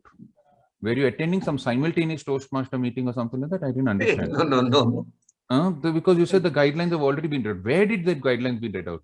Before the meeting, I think so. Nitin might have spoke to you or something. Jose was also speaking. No, Jose was talking about Teresa. Teresa is in an advanced level. She's the oldest member of our club. You forgot. Okay. Okay. This fellow is doing icebreaker. Teresa, you were doing icebreaker or what? Yes, sir. Okay, but okay. Okay. He's right. Vichur is right. Okay, Vichur is right. Okay, that's what happened, Teresa. You mesmerized all of us in the general evaluator is getting confused. Okay. Okay. Fantastic job. Very good job, Umakant. And let's go to the next set of speaker and evaluator. We had the very passionate Fatah Khan who was evaluated by Nitin. Nitin, it's all up to you.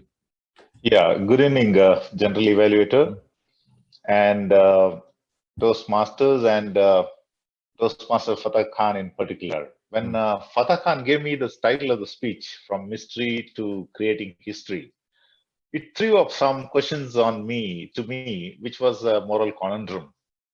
Then I thought, okay, this will be cleared once I hear the speech.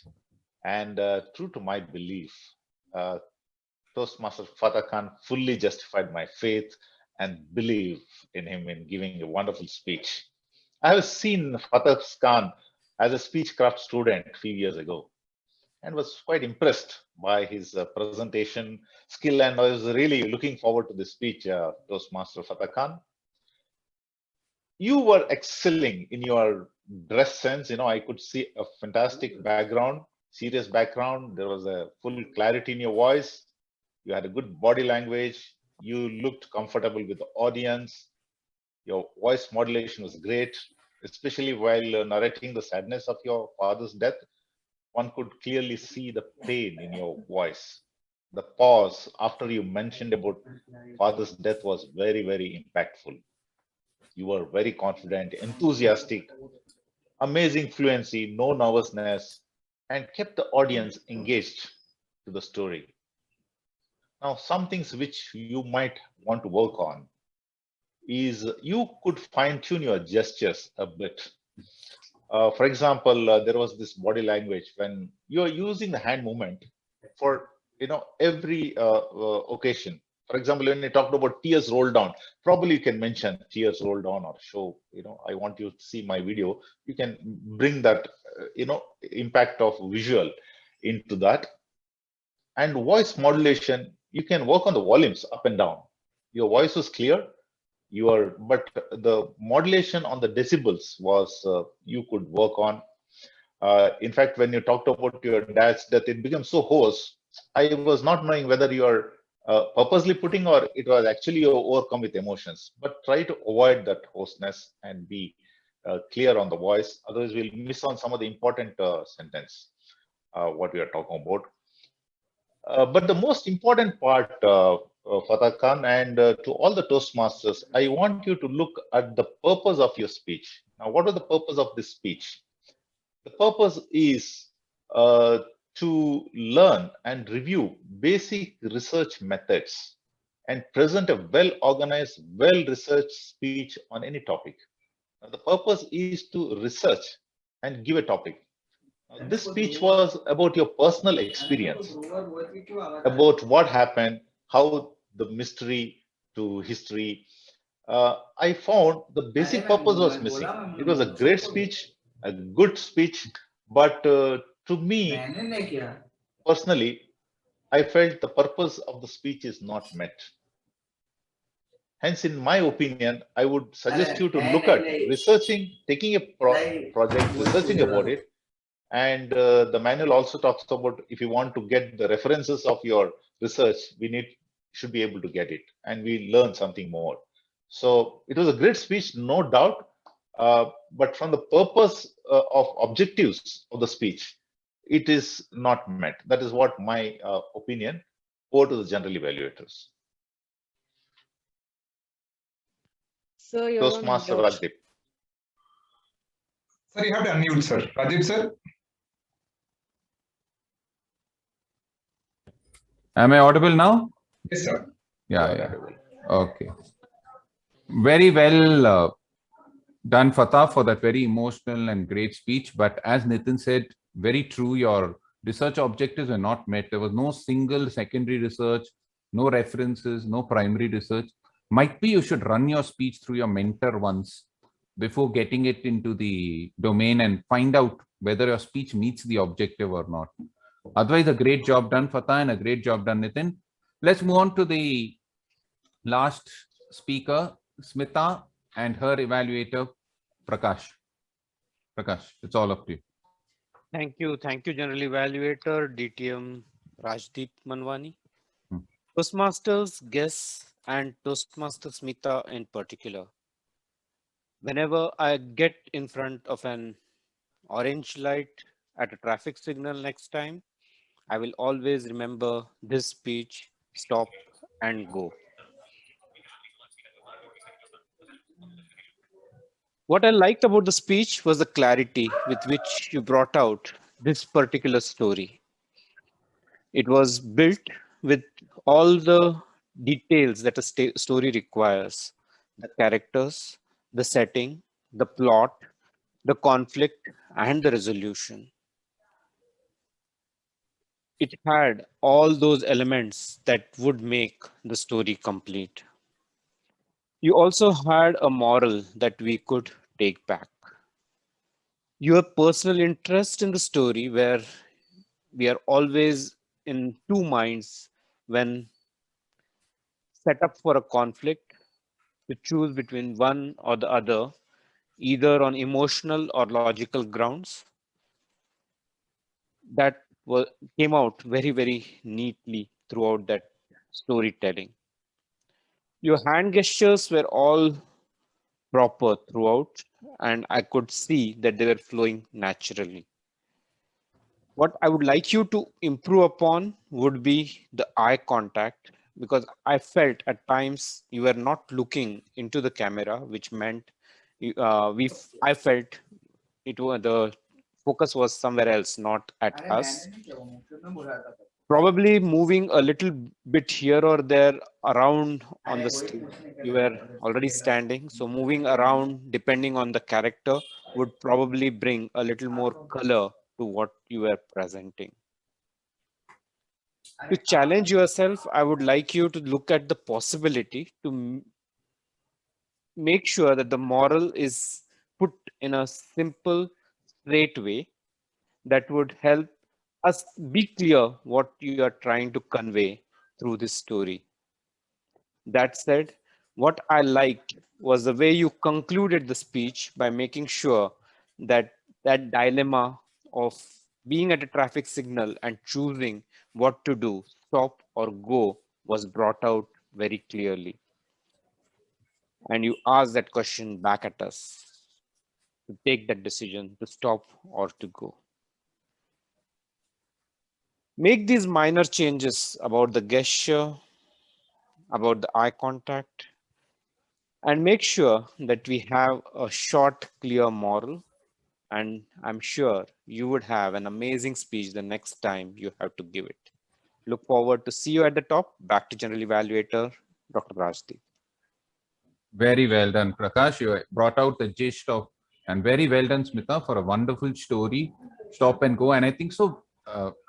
What Prakash said was good, might be your gestures and all that. But what I also felt is sometimes in these online meetings, because if you're moving away and going here and there, it compromises on the voice quality. Since I can't see, sometimes I found that your voice was going lower. It wasn't as clear as it should have been. So might be looking at bringing the camera close, or I don't know how we can amplify the voice by getting a better mic system or something like that would add a lot to your speech, Mita, because you are naturally a very soft-spoken person, a kind teacher, and I think so that loudness should come out when you're talking about something like that. So very well done. Keep it up, Smita, and fantastic job done, Prakash.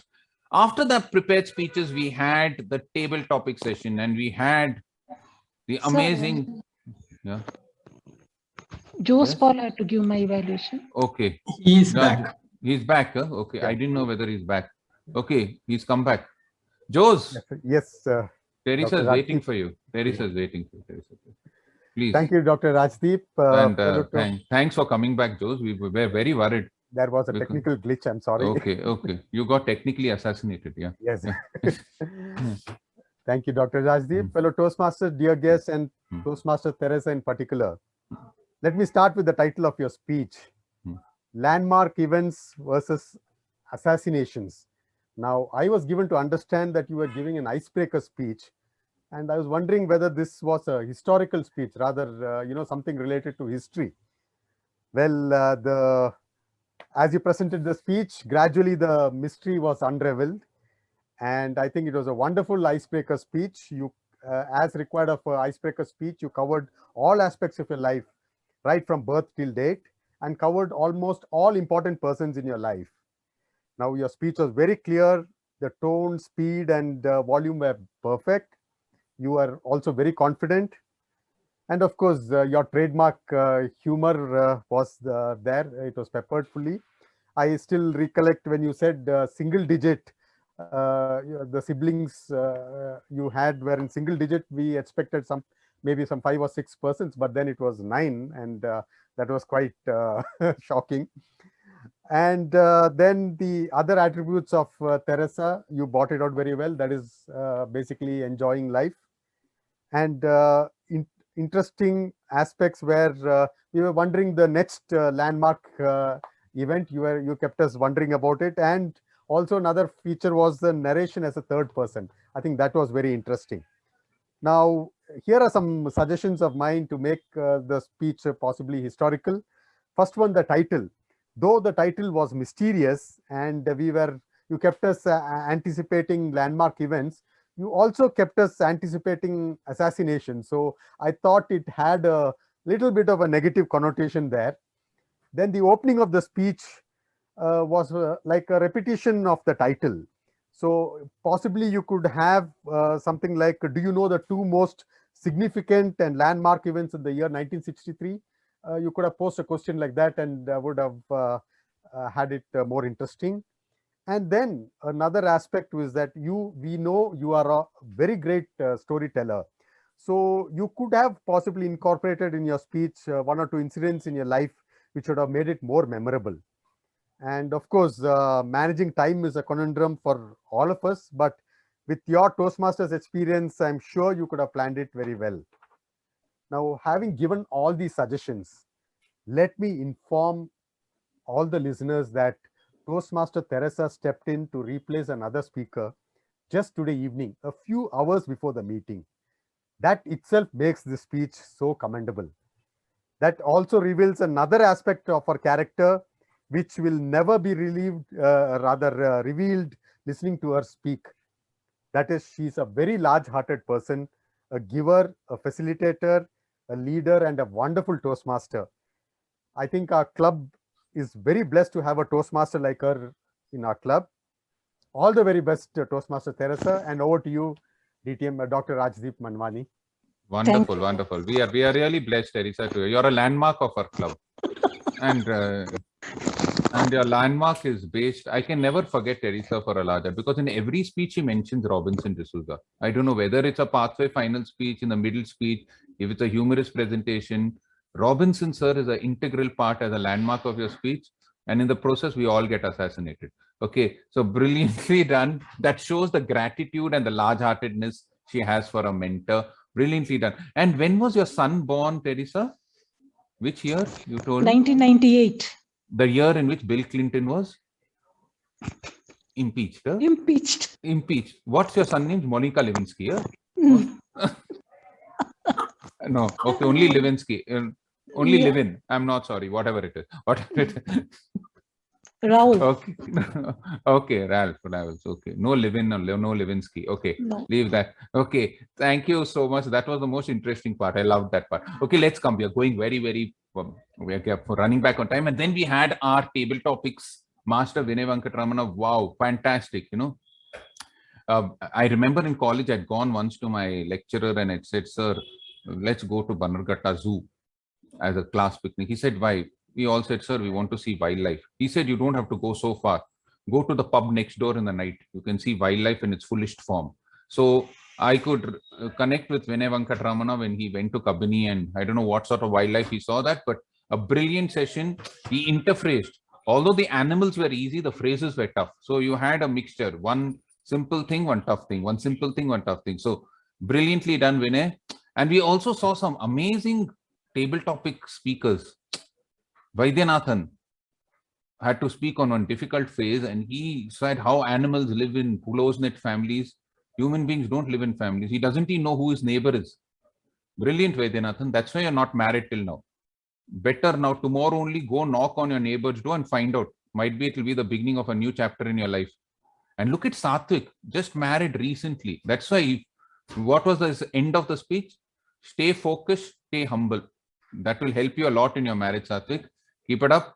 And then we had two amazing speakers, Sanjay Rao and Melvin. Sanjay Rao was given a talk on white shark. Melvin was given a topic eagle. Both of them didn't speak anything about white shark or eagle. Melvin spoke about a donkey and something related to his presentation. Sanjay Rao spoke about his frustration of being alone and means loving wildlife, going around, all his traffic frustrations he took out on the white shark. Okay, but that's what you have to learn from table topics. If you don't know the topic, speak something and give it back. You won't know. So George, the lesson for you is, if you didn't know anything about a mongoose, it's okay.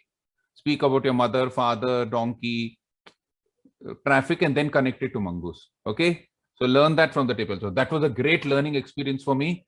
So fantastic. After the table topics, now we have the time for all the role takers. So I'll straight away give it to our timekeeper, Krishna, to give the timers report. Thank you. Thank you, Toastmaster Rajdeep. In the interest of time, I would like to say that for the prepared speech, 5 to 7 minutes, and the evaluation 2 to 3 minutes, all the speakers spoke within their allotted time. For the table topic, except for Vaidyanathan, Sanjay, George, and George, all the others spoke within their allotted time. So I will give a detailed report once the meeting is over. Thank you. Wonderful, Krishna. Keep it up. And then we had as our counter. Who was our counter? It slipped my mind. Yeah. Yep. Yeah. In the interest of time, again, I'll keep it very short. The Mm. filler word was used by Toastmaster Chetan Shiv Prasad, Toastmaster Smita Roshi, Toastmaster Nagesh Ramurthy, and all the table topic masters. And few Toastmasters repeated the words. I will share the detailed report. Thank you so much, Akhilesh. And in interest of time, I also forgot your name, but doesn't matter. So forgive me for that. Next, we have Chetan Patel, who will give us the grammarian's report. Quickly, Chetan. Hello, everyone. I'm back with my report. Today's session witnessed some fine language usage by all the speakers. And some of the memorable quotes of today are, "Mystery creates wonder, and wonder is the basis of man's desire to understand," by Neil Armstrong. "Education is the most powerful weapon you can use to change the world," by Nelson Mandela. There are a couple of more quotes which I'll be adding in my report. Next, the not so good usage of the language or improper grammatical use. There was a person who used "I feel really gratitude," which should have been "I feel very grateful." "I joined spoken English class" should have been I joined a spoken English class." "Because of a chatterbox quality" should have been "because of a talkative nature." "In the Mumbai airport" should have been "at the Mumbai airport." "Saw the news" should have been "watch the news." And lastly, I'm happy to announce that the word of the day was used by 8 speakers, which is just amazing. TMOD Puneet used the word of the day twice. Toastmaster Krishna, Utkarsh, Chetan, Nitin, Jospal, and DTM Rajdeep sir used it once. And I think for the first time, we also had the word of the week being used in chat box. Toastmaster Aaron used it in the Zoom chat box, and I request everyone to check your message section if you missed that. Yeah, that's it from my side. Wonderful, Chetan. Wonderful, Chetan. Yeah. Last but not the least, we have Utkarsh Joshi, who took 2 minutes to introduce his role as a listener. I hope he doesn't take that much time when he's done conducting the listening session. I apologize for that. No. Please go ahead. You can tell us some more mysteries, but offline, not during the meeting next time. Yeah.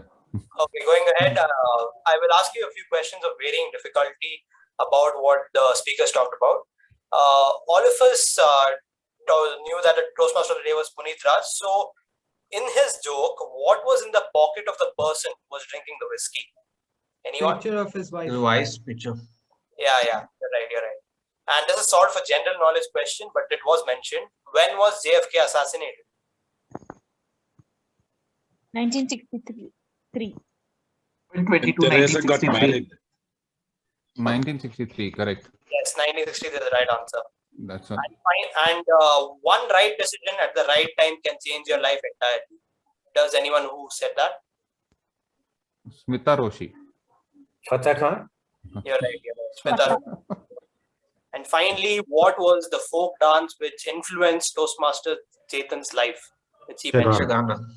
Yagshagana. Thank you for this role, and I hope we listen more than we speak. Back to you, Toastmaster.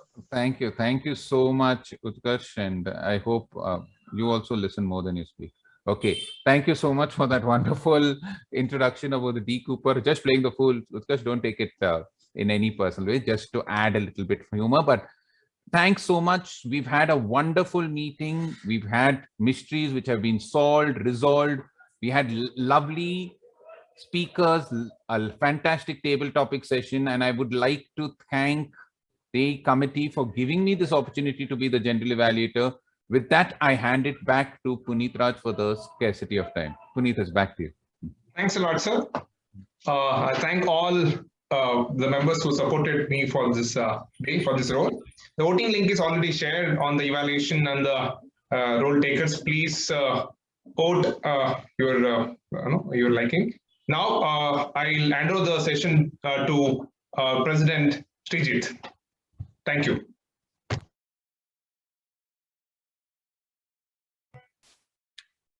Thank you, Toastmaster Puneet. Let us hear a thunderous applause for performing a very meticulously and very stellar performance by our Toastmaster of the day, Puneet Raj. Thank you. Thanks to all the speakers, evaluators, and all the role takers, making this meeting another a fantastic one, a really memorable one. Thank you so much for all the members who have joined this meeting. It's really very exciting to see the overwhelming response on Toastmaster Premium League. Let us keep this momentum. Thanks to all the captains and vice captains for all your effort. I hope all of you are liking the meetings and gaining good learnings from it. So with that note, it's now time for announcing the awards. I'll just check. Have you all voted for the role takers? Please do it if you have not done yet.